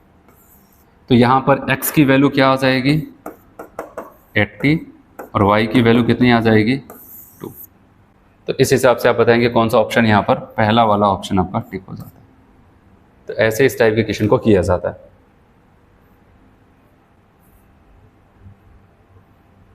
चलो यहाँ पर ये क्वेश्चन है। इस क्वेश्चन में देखिए, the graph which represent the following reaction. यहां पर देखना ट्राइफिनाइल क्लोराइड, यहां पर 3 बेंजीनिक स्पीशीज से जुड़े हुए हैं और यहां पर क्लोरीन है, और OH इन प्रेजेंस ऑफ पेरिडियल रिएक्शंस कराया जा रहा है। ये Cl हट करके यहां पर OH आ जाता है। ये आपको जब ऑर्गेनिक पढ़ेंगे वहां पर SN1 रिएक्शंस पढ़ेंगे, वो रिएक्शन का टाइप है। जब मोर स्टेबल कार्बोकेटायन बनता है तो वहां पर मैकेनिज्म SN1 होता है, और SN1 में 1 का मतलब आपको पता क्या हो जाता है, SN1 का 1 हो जाता है, और यहाँ 1 का मतलब यहाँ पर ऑर्डर क्या है, एक फर्स्ट ऑर्डर की रिएक्शन है। और फर्स्ट ऑर्डर रिएक्शन के लिए जब रेट लिखते हैं, पता क्या लिखते हैं, रेट बराबर रेट कांस्टेंट, और जो हमारा रिएक्टेंट होता है, जो सबस्ट्रेट होता है, जो हमारा एल्काइल हैलाइड है, तो उसी की कंसंट्रेशन पे डिपेंड करता है। यहाँ पर जो हमारा निक्लोफाइल होता है उसके ऊपर डिपेंड नहीं करता है। तो बताओगे यहाँ पर C6H5 का होल थ्रायस CCl इसी के ऊपर डिपेंड करेगा। और जब हम यहाँ पर ग्राफ खींचेंगे तो y बराबर m इंटू एक्स आ जाएगा। तो ये जो ग्राफ यहाँ पर आपको स्ट्रेट लाइन अगर इनके बीच में हम खींचेंगे तो यहाँ पर स्ट्रेट लाइन आएगा, y एक्सिस पे आपका रेट रहेगा, और x एक्सिस में यहाँ पर आप बताओगे C6H5 का होल थ्रायस CCl की कंसंट्रेशन। ठीक है, तब यहाँ पर ये ऐसा कुछ होगा, क्योंकि 1 ऑर्डर की फर्स्ट ऑर्डर की रिएक्शन है। कह रहे हैं यहाँ पर देखो, अगर यहाँ पर हाफ लाइफ लिखता, क्योंकि ये फर्स्ट ऑर्डर का हाफ लाइफ लिखता तब ये सही होता, लेकिन हाफ लाइफ और कंसंट्रेशन के रेट और कंसंट्रेशन के बीच में ग्राफ खींच कर सीधा बता रहे, गलत है। फर्स्ट ऑर्डर है तो आपको पता है फर्स्ट ऑर्डर का ग्राफ। अच्छा, यहाँ पर ग्राफ बताएंगे सही तो लग रहा है, लेकिन यहाँ पर पिरिडीन की कंसंट्रेशन इनकी लिखा नहीं, किसकी कंसंट्रेशन होनी चाहिए, इसकी, तो ये गया। और यहाँ पर OH माइनस की कंसंट्रेशन के साथ ग्राफ खींचे, गलत है। कौन होना चाहिए यहाँ पर, क्योंकि एक ही लोग के ऊपर डिपेंड करता है, OH माइनस पे नहीं, केवल यहाँ पर आप बताओगे एल्काइल हैलाइड के ऊपर या फिर एराइल हैलाइड जो भी है हमारा वहां पर, उसके ऊपर डिपेंड करेगा। आपका डी वाला ऑप्शन करेक्ट। ये जो टॉपिक है SN1 SN2 जो हम लोग ऑर्गेनिक पढ़ेंगे वहां पर हेलो एर्कन हेलो एरेंस वहां पर आपको मिलेगा।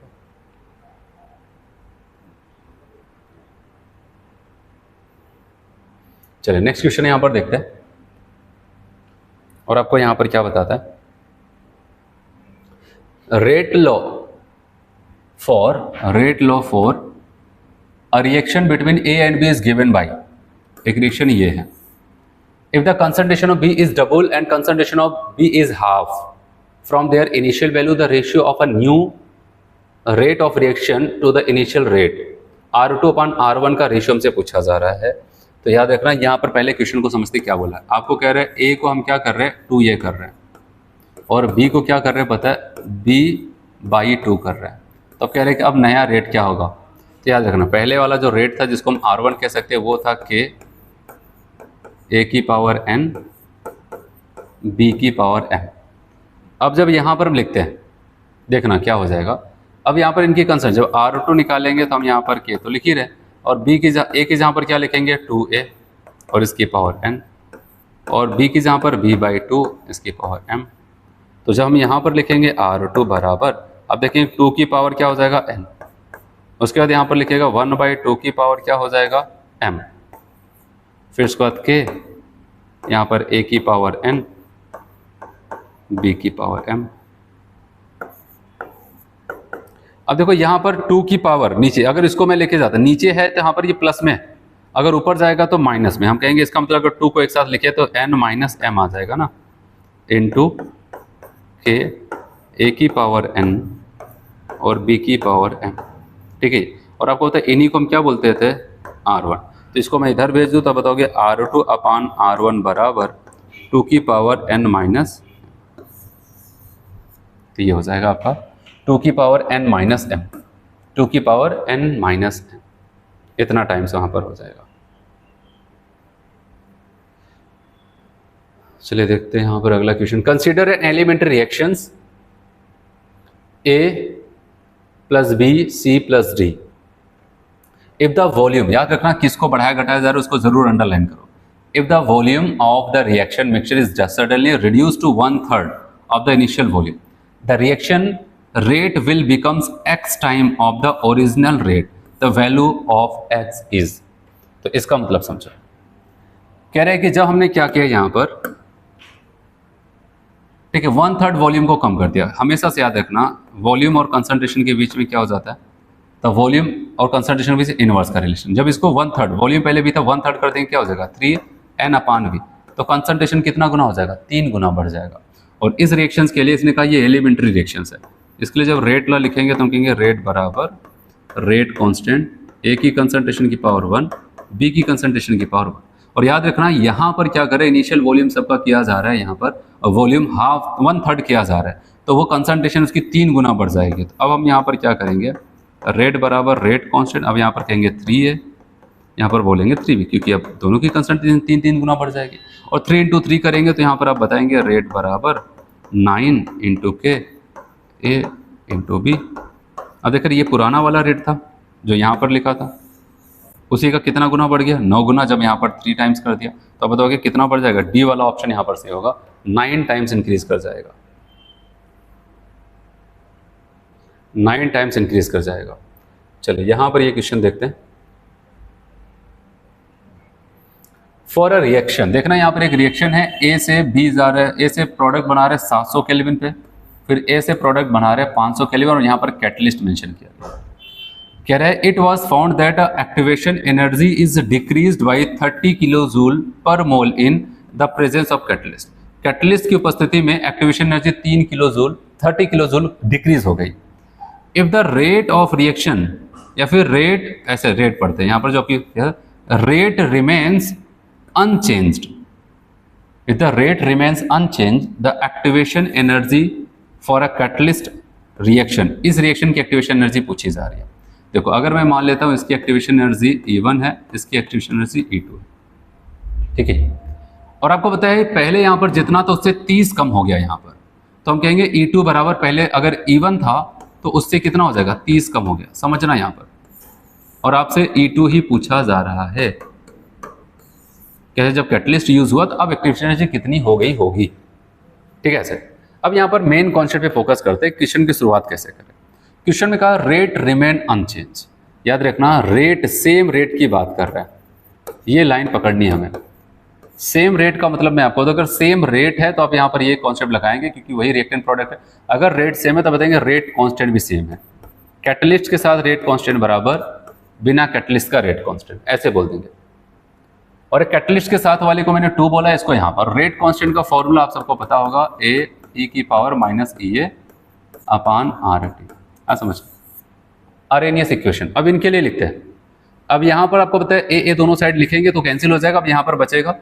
अब रेट को लिखेंगे यहाँ पर, तो हम ऐसे लिख देते हैं यहाँ पर पूरा उसका एलन वगैरह लेने के बाद यहाँ पर आपका आएगा माइनस ई ए अपान आर टी, यहाँ पर ई ए का मतलब यहाँ पर इसके लिए मैंने 2 माना ना, ये 1 है ये 2 है, ये कैटलिस्ट। यहाँ पर E A 2 upon R T बराबर minus E A 1 upon R T1 T2 बोलना पड़ेगा ना, क्योंकि टेम्परेचर भी अलग अलग है ना साथ साथ। अच्छा माइनस माइनस से कैंसिल, आर से कैंसिल, तो आप बताएंगे यहाँ पर आएगा ई ए 2 अपान T1, यहाँ पर आ जाएगा ई ए 1 अपान T2। इतना तक पहुँचे। चलो अब आते हैं यहाँ पर E A 2 upon T1, E A 1 upon T2। E A 2 बराबर अगर रखना चाहे तो क्या लिख सकते हैं यहाँ पर, आप कहेंगे ई ए 1 माइनस 30 और T1 की वैल्यू, सॉरी ये 2 है ना, तो यहाँ पर 2 यहाँ पर 1, मैंने गलत है, यहाँ पर 1 क्योंकि ये पहला वाला ये दूसरा वाला। तो यहाँ पर अगर हमसे पूछा जाए T2, यहाँ पर T2 रखना क्योंकि ये सेकंड वाला, ये 2 है ये 1 है, ये पहला ये। तो इसके लिए जो टेम्परेचर है वहाँ पर आप बताओगे 500 है, लिख दिया। इनके लिए जो E1 तो ऐसे लिखना ही पड़ेगा, E1 और टेम्परेचर 700। देखो ये कैंसिल होगा 0 0, यहाँ पर ये इधर मल्टीप्लाई ये इधर जाएगा, तो यहाँ पर आ जाएगा 7 E1 माइनस 30 बराबर यहाँ पर ये जाएगा 5 E1, ऐसे ही। अब बताओ ये यहाँ पर इधर जिसको भेज दो तो यहाँ पर क्या हो जाएगा, ये 5 में से यहाँ पर ये घट जाएगा। अब बताओगे 30 उधर चला जाएगा, सॉरी यहाँ पर 1 मिनट गलती किया, अभी 7 मल्टीप्लाई होगा ना 7 3 21 210 बराबर यहाँ पर 5 E1, आप सही है। इधर आ जाएंगे तो आप बताओगे ये घटेगा 2EA1 बराबर 210। तो EA1 बराबर कितना आ जाएगा 105 ना। याद रखना EA1 105 है, लेकिन हमसे एक ऑप्शन है, जल्दबाजी मत करना, हमसे EA1 नहीं पूछा जा रहा, ये कैटलिस्ट वाले का पूछा जा रहा है। तो अब क्या करेंगे, हमें यहाँ पर मैं आता हूँ, हमें एक रिलेशन पता था EA2 बराबर EA1 माइनस 30। तो EA1 की वैल्यू तो हमने निकाल लिया 105 है, तो EA2 बराबर 105 माइनस 30, तो कितना आ जाएगा यहाँ पर बताओगे 75। तो आपका सी वाला हो जाएगा। देखना कैसे शुरुआत किया, ये कॉन्सेप्ट अगर वहाँ पर रेट सेम करे तो रेट कांस्टेंट को भी हम वहाँ पर सेम करके लिखेंगे, ठीक है। तो एक कैटलिस्ट के साथ, एक बिना कैटलिस्ट के साथ। और अब यहाँ पर अगर कैटलिस्ट और बिना कैटलिस्ट के साथ हमने यहाँ पर लिखा रेट को सेम करके, तो अब यहाँ पर ध्यान देना, तो आपको पता है E/RT इधर लिखेंगे, इधर लिखेंगे, ln लेंगे तो यहाँ पर log दोनों साइड है, जो log ln a ln दोनों साइड आएगा वो कैंसिल हो जाएगा, बचेगा minus E/RT minus E/RT, minus minus cancel, RR cancel हुआ। फिर टेम्परेचर की वैल्यू रख दिया और उसके बाद EA2 की जहाँ पर ये रखना जो उसने कहा पहले से 30 कम हो जाता है, तो हमने कहा ठीक है, तो ये रख दिया, सॉल्व किया, EA1 आ जाता है। फिर यही चीज़ को यहाँ पर रख करके EA2 को निकाल लेते हैं। चलिए आगे बढ़ते हैं। तो जो भी वहाँ पर अच्छे क्वेश्चंस वहाँ पर थे जेईई मेंस के कंप्लीट हुए, अब आते हैं नीट के क्वेश्चंस पे, PYQs पे। An increase in concentration of the reactant of a reaction lead to change in. अगर आप क्या करते हैं कि एक रिएक्शन था, एक बीकर था, वहाँ पर रिएक्टेंट की कंसंट्रेशन को बढ़ा दिया और उसका रेट बढ़ जाता है। रेट बढ़ जाता है क्योंकि वहाँ पर क्या हो जाता है, कह रहे एक्टिवेशन एनर्जी में चेंजेस होगा, नहीं, हीट रिएक्शन थ्रेशोल्ड एनर्जी नहीं, क्या हो जाएगा वहाँ पर कोलिजन फ्रीक्वेंसी। ज़्यादा रिएक्टेंट होगी तो वहाँ पर उनके टकराने के चांसेस ज़्यादा होंगे, और जितना ज़्यादा कोलिजन्स करेंगे उतना ज़्यादा वहाँ पर इफेक्टिव कोलिजन के चांसेस बढ़ेंगे, और वहाँ पर आप बताओगे कि वहाँ पर प्रोडक्ट के नंबर भी ज़्यादा बन जाएंगे। चलिए आगे बढ़ते।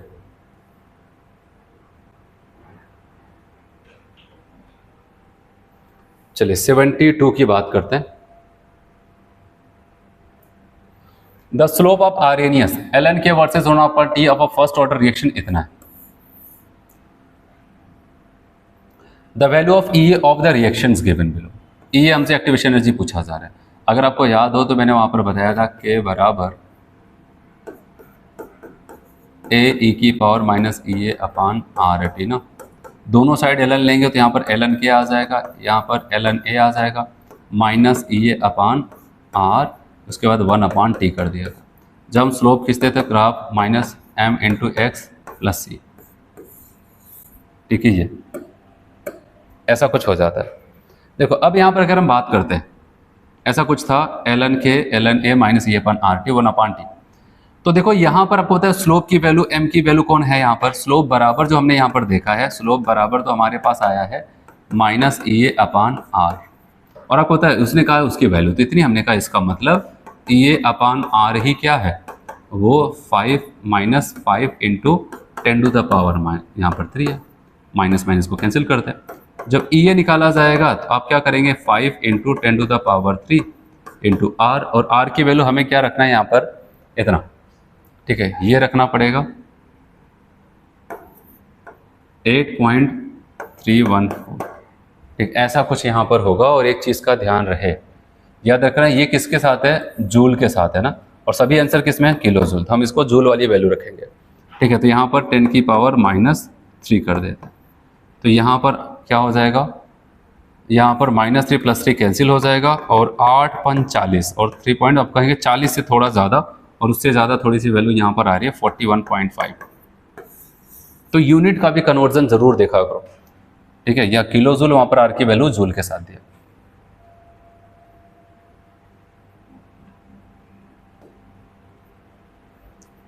चलिए यहाँ पर देखते हैं, for a reaction activation energy EA, एक रिएक्शन के लिए एक्टिवेशन एनर्जी को 0 कर दिया गया, and the rate constant 200 kelvin इतना है, the rate constant 400 kelvin will be. तो याद रखना हमारे पास फार्मूला है K बराबर A e की पावर माइनस EA/RT।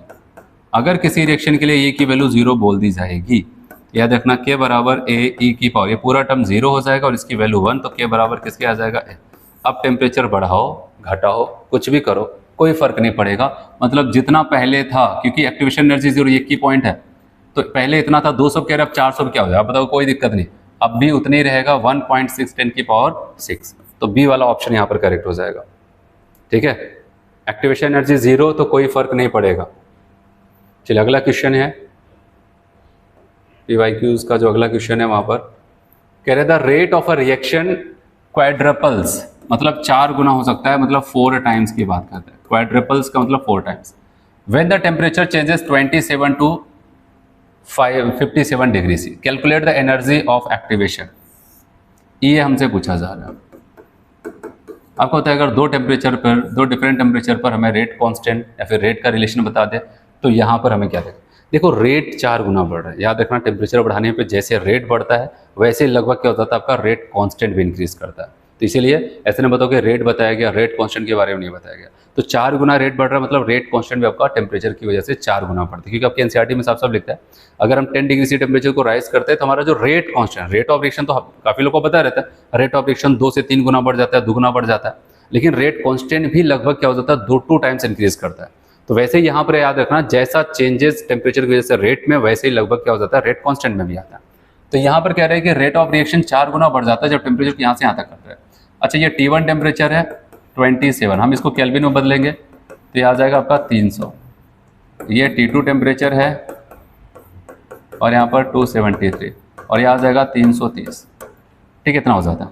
और हम फॉर्मूला यूज़ करते हैं यहाँ पर log बेस 10 K2 अपान K1 बराबर EA अपान 2.303 R। याद आया फॉर्मूला? उसके बाद यहाँ पर मैंने कहा था 1 अपान T1 माइनस 1 अपान T2, बस यही निकालना है। चलो वैल्यू को रखते हैं, log बेस 10 K2 की वैल्यू 4 टाइम्स है ना, तो मतलब 4 गुना बढ़ गया। अगर उसको कहेंगे 4K, अगर पहले K था तो अब 4K हो गया होगा, EA अपान 2.303। और यहाँ पर ध्यान देना, एक्टिवेशन एनर्जी किलोजूल। हम R की वैल्यू किस में दिया गया है, जूल के साथ। चाहे उसको अभी बदल लो या फिर आगे चल के बदल लो, चलो यहीं पर बदल लेते हैं, जिससे आगे बाद में ऐसा ना होगी। 314 इंटू 10 की पावर माइनस, जिससे कि ये जो किलो जूल के साथ था ना, जूल के साथ था, इसको भी किलो जूल में बदल लें। और टेम्परेचर की बात करते हैं, यहाँ पर पहला वाला टेम्परेचर कितना था, 300, और दूसरा वाला 330। और आपको पता है यहाँ पर जाएगा, ये सॉल्व होगा, यहाँ से कैंसिल हो जाएगा। और log 4 की वैल्यू कितनी आती है, यहाँ पर लिखा है 0.6021 बराबर EA अपान 2.303 इंटू 8.31 10 की पावर माइनस 3। उसके बाद यहाँ पर क्या हो जाएगा, 330 माइनस 300। और आपको पता है यहाँ पर ये मल्टीप्लाई हो जाएगा 300 गुणे 330। और आपको पता है इससे घटेगा तो यहाँ पर 30 ही तो बचेगा, और 30 दाम में 300 ऐसे। अब एक्टिवेशन एनर्जी निकालने में यहाँ पर डायरेक्टली लिख रहा हूँ, अब देखो क्या होगा। अब ऊपर कुछ नहीं बचा है, सब नीचे बचा है, यहाँ पर आकर के इधर मल्टीप्लाई होगा। ऐसे लिखता है 0.6021 इंटू 2.303 इंटू 8.31 इंटू 10 की पावर माइनस 3। और उसके बाद क्या हो जाएगा, यहाँ पर आते हैं तो आपका यहाँ पर 10 बचा है और वहाँ पर 330। अब बस इनको आपस में मल्टीप्लाई करना है। जब आप मल्टीप्लाई करके लिखेंगे तो आपकी वैल्यू लगभग यहाँ पर 38.04 इतना किलो जूल के आसपास आएगा, जो आपका पहला ऑप्शन हो। कैलकुलेशन है इसमें, ठीक है, थोड़ा सा हिसाब से, जल्दबाजी नहीं करनी कि इधर का उधर वैल्यू चला जाए तो ऑप्शन ना है। तो सिस्टमेटिक करेंगे तो आप वहाँ पर इसको ध्यान देंगे। हाँ, यहाँ पर जगह रेट ऑफ रिएक्शन 4 गुना बढ़ गया, मतलब रेट कांस्टेंट पहले K था तो बाद में क्या हो जाएगा 4K। ऐसे आपको करके सॉल्व करना था इसको। चलिए आगे बढ़े। यहाँ पर नेक्स्ट जो क्वेश्चन आपको कह रहा है यहाँ पर, a reaction can have a zero activation energy. क्या किसी रिएक्शन की जीरो एक्टिवेशन एनर्जी हो सकती है? गलत, कभी नहीं। हर एक रिएक्शन, चाहे एक्सोथर्मिक चाहे एंडोथर्मिक, सबके पास एक्टिवेशन एनर्जी होगा। रीजन में एक पॉइंट लिखता है, the minimum extra amount of energy absorbed by the reactant molecule so that their energy become equal to threshold value is called activation। ये लाइन एकदम सही कह रहा है। रिएक्टेंट की अपनी खुद की एनर्जी से प्रोडक्ट नहीं बना पाता, खुद की एनर्जी के अलावा उसको और एनर्जी की जरूरत पड़ती है जिससे वो थ्रेशोल्ड लेवल तक पहुंच जाए और प्रोडक्ट को बना सके, तो उसी एनर्जी को हम कहते हैं, जो अपनी एनर्जी के अलावा थ्रेशोल्ड तक पहुंचने के लिए जो एक्स्ट्रा अमाउंट ऑफ एनर्जी की जरूरत पड़ती है, उसी को कहते हैं एक्टिवेशन एनर्जी। तो बताओगे यहाँ पर, तो पहला ऑप्शन, पहला वाला तो उससे सहमत नहीं है, वो गलत, दूसरा वाला सही होगा। तो हम कहेंगे यहाँ पर असर्शन ट्रू रीजन फॉल्स नहीं, असर्शन फॉल्स रीजन ट्रू, हम कहेंगे बी वाला ऑप्शन करेक्ट मानना जाएगा।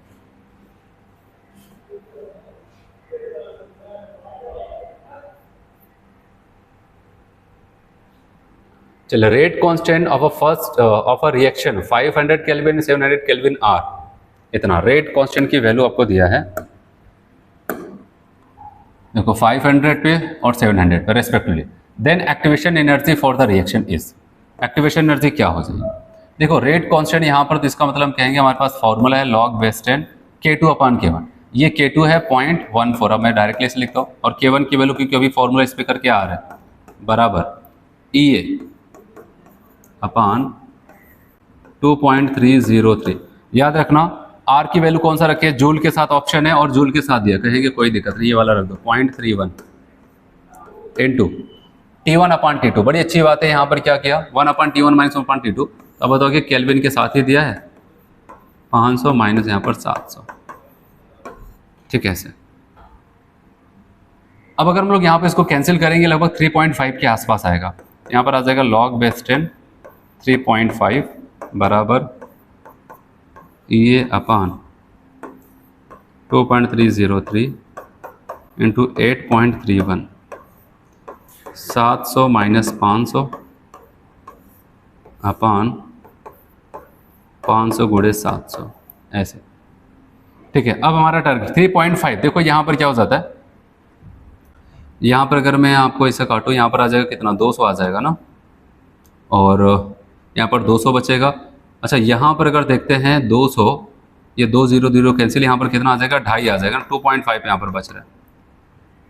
चलिए अब EA को निकालना, 3.5 log 3.5 की वैल्यू इतनी है, तो EA बराबर अगर मैं निकालूंगा, इसकी जहाँ पर वैल्यू लिख दूंगा 0.5441 इंटू, ये सब मल्टीप्लाई होते चले जाएंगे यहाँ पर 2.303 इंटू 8.31 इंटू यहाँ पर 2.5 इंटू 700, और जब इन सबको हम मल्टीप्लाई करते हैं लगभग वैल्यू आपका जो हो जाएगा यहाँ पर 219 इतने जूल के आसपास आएगा, ठीक है। तो हम कौन सा लगाएंगे ये, और एक चीज़ याद रखना, ये इस क्वेश्चन में ऑप्शन बहुत क्लोज था, 18,200 इतना, ठीक है। यहाँ पर इकाई दें सैकड़ा हज़ार, यहाँ पर 182 185 182 19, तो इसके आसपास था, यहाँ पर एक जीरो एक्स्ट्रा था, ठीक है। तो बस आपको यहाँ पर बहुत बचा करके इस क्वेश्चन को सॉल्व करना था।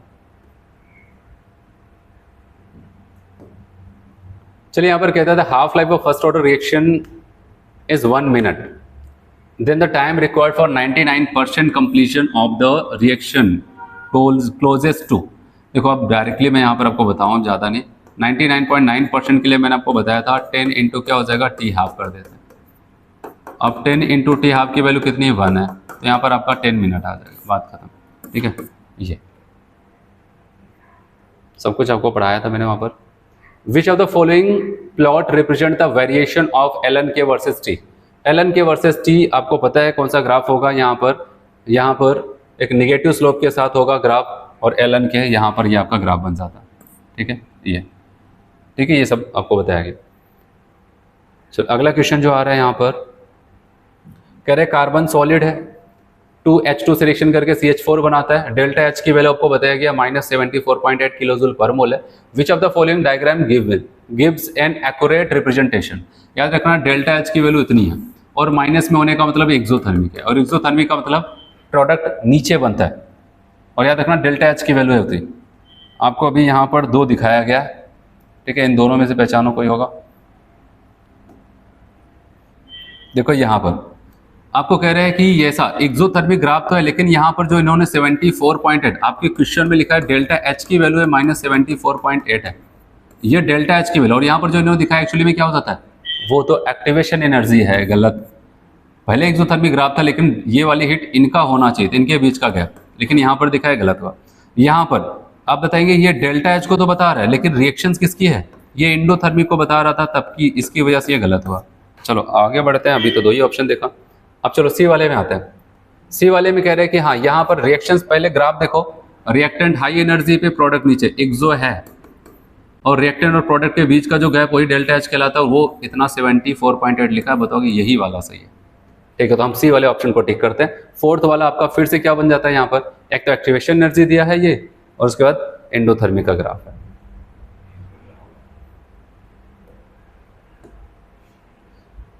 In a first order reaction A से B, if K is the rate constant and initial concentration of the reactant is 0.5 molar, then half life।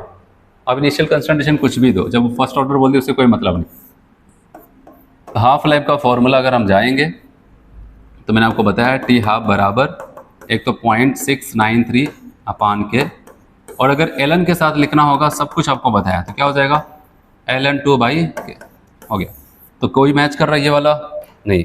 यहाँ पर देखो, वहाँ पर 0.5 के लिख दिया, इसकी वजह से इनको गलत कर दिया। और यहाँ पर आते हैं ln2 बाई के, देखो ये लॉग लिखा है, जल्दबाजी नहीं करना है, हमें ln के साथ चलना है, log 2 अपन इतना नहीं। आप बताओगे हम किसके साथ जाएंगे, सी वाला ऑप्शन।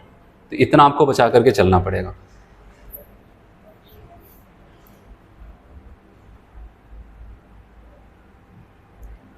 चलिए अगला क्वेश्चन देखते हैं यहाँ पर 81। The correct difference between the first and second order reaction is, पहले और दूसरे ऑर्डर रिएक्शन के बीच में क्या सही रिलेशन होगा। Rate of first order reaction does not depend on reaction का, तुरंत काटो इसको। फर्स्ट ऑर्डर है तो रिएक्शन की वन कंसंट्रेशन के ऊपर डिपेंड करता है। चलो अगला, half life of first order reaction does not depend on A, ये तो सही कह रहे इतना तक कि हाफ लाइफ फर्स्ट ऑर्डर की रिएक्शन की कंसंट्रेशन पर डिपेंड नहीं कर रहा है। अगला, the half life of second order reaction depend on A not, ये तो बात सही। फर्स्ट का डिपेंड नहीं करता लेकिन सेकेंड का डिपेंड करता है, ये लाइन तो सही है। और पढ़ लेते हैं, अब first order reaction can be catalysed, और second order reaction can not be, ऐसा कुछ नहीं। चाहे किसी का भी ऑर्डर हो, कैटलिस्ट सब पे काम करेगा अगर आपने सुटेबल कैटलिस्ट डाला है तो। Rate of a first order reaction does not depend, reactant concentration गलत बोल रहे हैं, रिएक्टेंट की कंसंट्रेशन के ऊपर डिपेंड करता है। अगर कोई रेट है जो रिएक्टेंट की कंसंट्रेशन पर डिपेंड नहीं करता, वो जीरो है, कोई एक ऑर्डर है तो जीरो। चलिए, rate constant of first order reaction इतना है, time required to reduced 2 gram of the reactant इतना। तो हमें समय पूछा जा रहा है, तो हम कहेंगे हमारे पास फर्स्ट ऑर्डर के लिए घुमा फिरा के एक ही फॉर्मूला है, 2.303 अपान के। अब मैं वैल्यू रख दूँ यहाँ पर 4.606 10 टू द पावर -3। फिर उसके बाद लॉग क्या था, इनिशियल कंसंट्रेशन अमाउंट है, तो इनिशियल अमाउंट कितना 2। और यहाँ पर देखना, ऐसा नहीं कि अब 2 में से इतना घटाएंगे, नहीं, ये आपको बताया गया है। अब रिएक्टेंट अब इतना हो जाता है, मतलब इसकी वैल्यू कितनी है 0.2 हो जाती है। यहाँ पर 0 बढ़ाया तो ये 2, और यहाँ पर आ जाएगा 10, तो t बराबर आपका हो जाएगा 2.303 अपान 4.606 10 की पावर 3। अच्छा, आपको बताइए लॉग 10 की वैल्यू 1 आ जाएगा, मतलब 10 की पावर 3 जो नीचे है 10 की पावर ऊपर लिखे जाओगे 1000 हो जाएगा। आप इसको जब कैंसिल करेंगे 2 टाइम्स है, और 1000/2 कितना आ जाएगा आपका 500 आ जाता है, इतना सेकेंड। सी हो जाएगा यहाँ पर।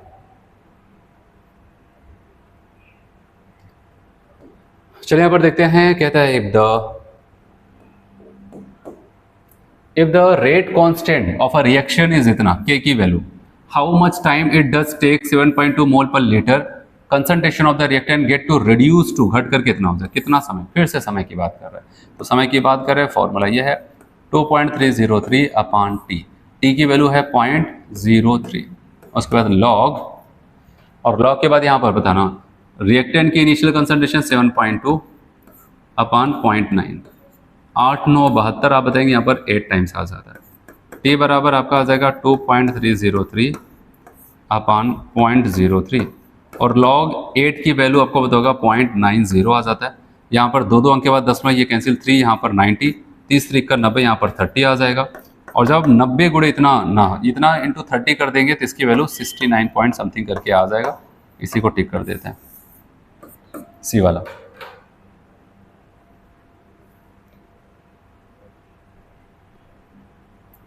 For a first order reaction A से बी प्रोडक्ट जा रहा है, इनिशियल कंसंट्रेशन ऑफ ए कितना है 0.1 molar, which becomes 0.001 molar 5 minute, rate constant. फिर से उसी फॉर्मूले को, ये नीट के क्वेश्चन है सब, ठीक है। 2.303 अपान टी, टी के यहाँ पर 5 लिख देते हैं, लॉग इनिशियल कंसंट्रेशन कितना बताया है 0.1, और बिकम्स अब कितना हो जाता है कितना। अब देख रहे हैं यहाँ पर 1 2 3 अंक के बाद दशमलव है, यहाँ पर 1, तो यहाँ पर 2 0 बढ़ा दिए, ये भी 3 हो जाएगा, ये कैंसिल हो जाएगा, 100 बचेगा। तो 100 का मतलब 10 की पावर 2, 2 आगे आ जाएगा, 2.303 अपान 5 इंटू क्या हो जाएगा 2। और अब जब इसको सॉल्व करेंगे, ये अब देखें यहाँ पर 6 यहाँ पर ये हो जाएगा 4.606 हो जाएगा, और 5 से डिवाइड करेंगे लगभग आपका यहाँ पर 1 के करीब, मतलब इतना आ जाता है। अगर एग्जैक्ट 5 हो जाता तो ठीक था, 4.5 से ऊपर है मतलब 5 के करीब में, तो 1 के करीब में आएगा 0.9121। चलो अगला क्वेश्चन। और नेक्स्ट क्वेश्चन की अगर हम बात करते हैं तो कहता है for a reaction A plus B product बनाता है, इट इज ऑब्जर्व दैट, ये ऑब्जर्व किया गया, आपको स्टेटमेंट भर रहा है, on doubling the initial concentration of A only rate of reaction also double. तुरंत एक लाइन लिखो, तो इसका मतलब आपको पता है सेम चेंजेस आ रहा है, जितना गुना बढ़ाया उतना गुना रेट बढ़ा, तो 1 power.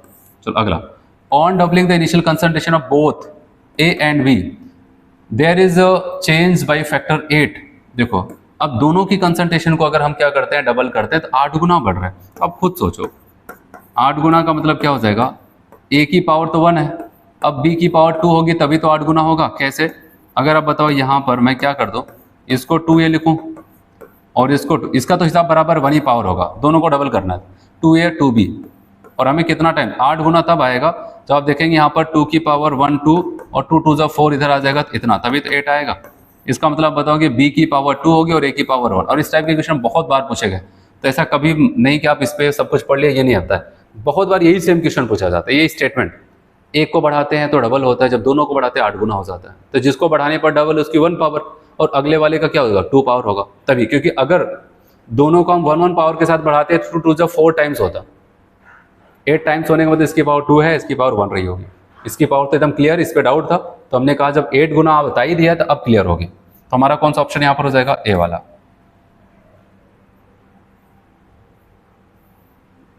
The correct option for the rate law that correspond to overall first order reaction is। अब आपको बताना है कि इसमें से कौन सा है जो फर्स्ट ऑर्डर रिएक्शन को रिप्रेजेंट करेगा। और ऑर्डर बराबर आपको क्या सिखाया था, एक रेट लॉ एक्सप्रेशन में रिएक्टेंट की कंसंट्रेशन की पावर का सम, यहाँ पर तो 2 आ रहा है, यहाँ पर ऑर्डर निकालेंगे 1 + 1 कितना आ जाएगा 2, यहाँ पर ऑर्डर निकालेंगे तो हम क्या करेंगे 2 - 1/2, बताओ कितना, आप बताएंगे 3/2, ये तो 1.5 आ जाएगा ना, यहाँ पर 2 2 4 - 1 3/2 1.5। और हमें 1 का सेलेक्ट करना था, यहाँ पर देखना -1 है और यहाँ पर 3/2, तो अगर आप देखेंगे यहाँ पर 3 में से 2 गया तो कितना आ जाएगा 2, और बटे 2 कितना आ जाएगा 1।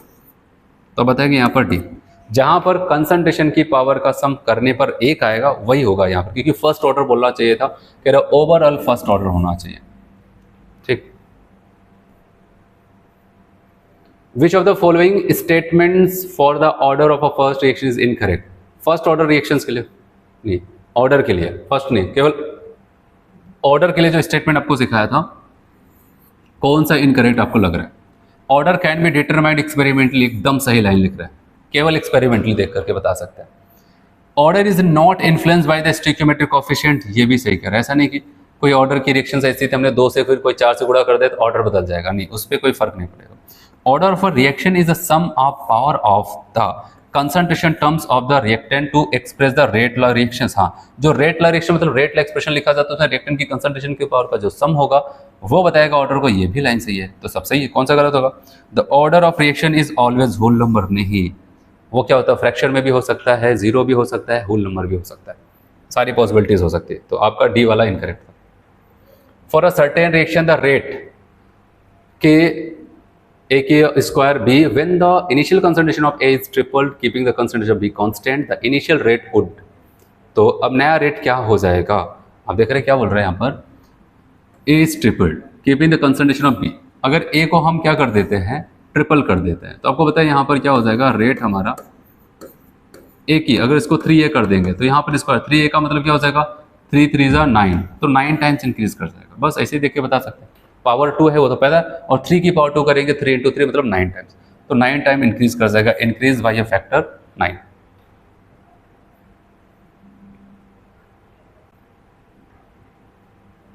चलिए देखते हैं यहाँ पर क्वेश्चन 89। ठीक है, 89 नंबर का क्वेश्चन यहाँ पर देखते हैं हम लोग। यहाँ पर पूछा गया ए और बी का order of the reaction with respect to A और बी। ए की कितनी पावर होगी, बी की कंसिडरेशन क्या पावर होगी। मैंने आपको सिंपल से दिखाया, एक को रोको, चलो इसको रोको, बी को रोक दिया, अब इसकी कंसंट्रेशन 0.1 से 0.2 टाइम्स हुआ। अब इनका रेट 2 से 4, पावर जरूर चेक कर लेना तब आगे देखना, 2 2 जा 4, 2 टाइम्स। अब क्या सीखा, जितना गुना बढ़ाया उतना गुना बढ़ा, मतलब 1 पावर। अब नंबर है किसका, किसको रोकने का, ए को रोकेंगे तो ये वाला 3 से 4, 2 से 3 तो कांस्टेंट, यहाँ पर कितना गुना 2 टाइम्स, यहाँ पर कितना, देखो पावर सेम है, नहीं पावर सेम कर लेना, 16 × 10 की पावर -3 दोनों कर लेते हैं यहाँ पर। अब बताओ 4 से 16 हो रहा है ना, 10 की पावर -3 कितना हो जाए, 4 4 4 गुना बढ़ा। इसको केवल दुगुना बढ़ाया, ये उसका दुगुना बढ़ गया, 2 बढ़ाया 4 हो गया, 2 बढ़ाने पे 2 बढ़ा तो 1 पावर, 2 बढ़ाने पे 4 हुआ तो 2 की कितनी पावर लगाएं कि 4 आ जाए, 2। तो यहाँ पर इसका मतलब इसकी पावर 2, इसका 1 इसका 2, तो आपका सही रेट हो जाएगा 1 और 2, ए का 1 हो जाएगा और बी का हो जाएगा 2। चलो अगला देखते हैं यहाँ पर 90 नंबर का क्वेश्चन यहाँ पर है। फॉर अ रिएक्शन, और कह रहे कि 3A से 2B बन रहा है, the average rate of appearance of B is given, इतना। The correct relation between the average rate of the appearance of B with average rate of appearance of the A।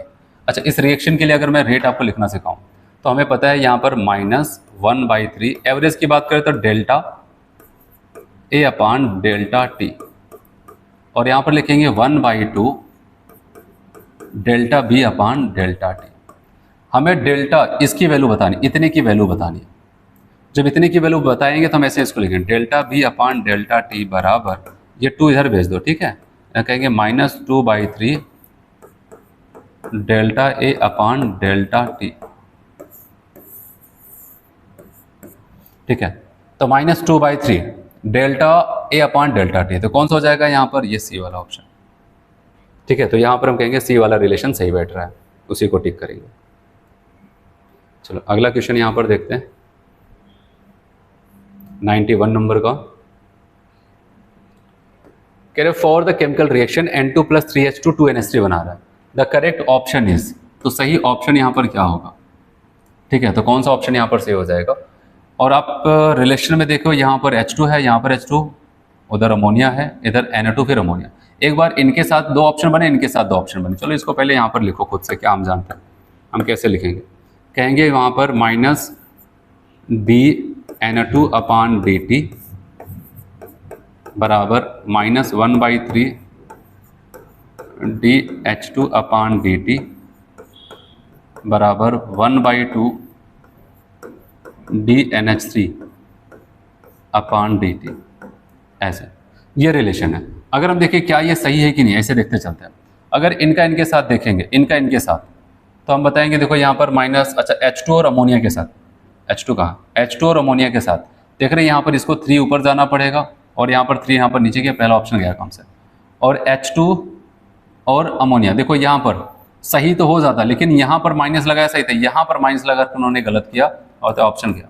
अब nitrogen और ammonia के साथ करते हैं, -dH2 अपान dt बराबर 1/2, यहाँ पर देखो, यहाँ पर 1/2 लिखते तो सही था ना, इनको देखो, अब इनको भूल जाओ, इनको कंपेयर करो, तो अब बताओ कि ये ऑप्शन गया। और यहाँ पर -dNA2 अपान dt बराबर 1/2 dH2 अपान dt, बताएंगे यहाँ पर डी वाला ऑप्शन करेक्ट हो जाता है, ठीक है।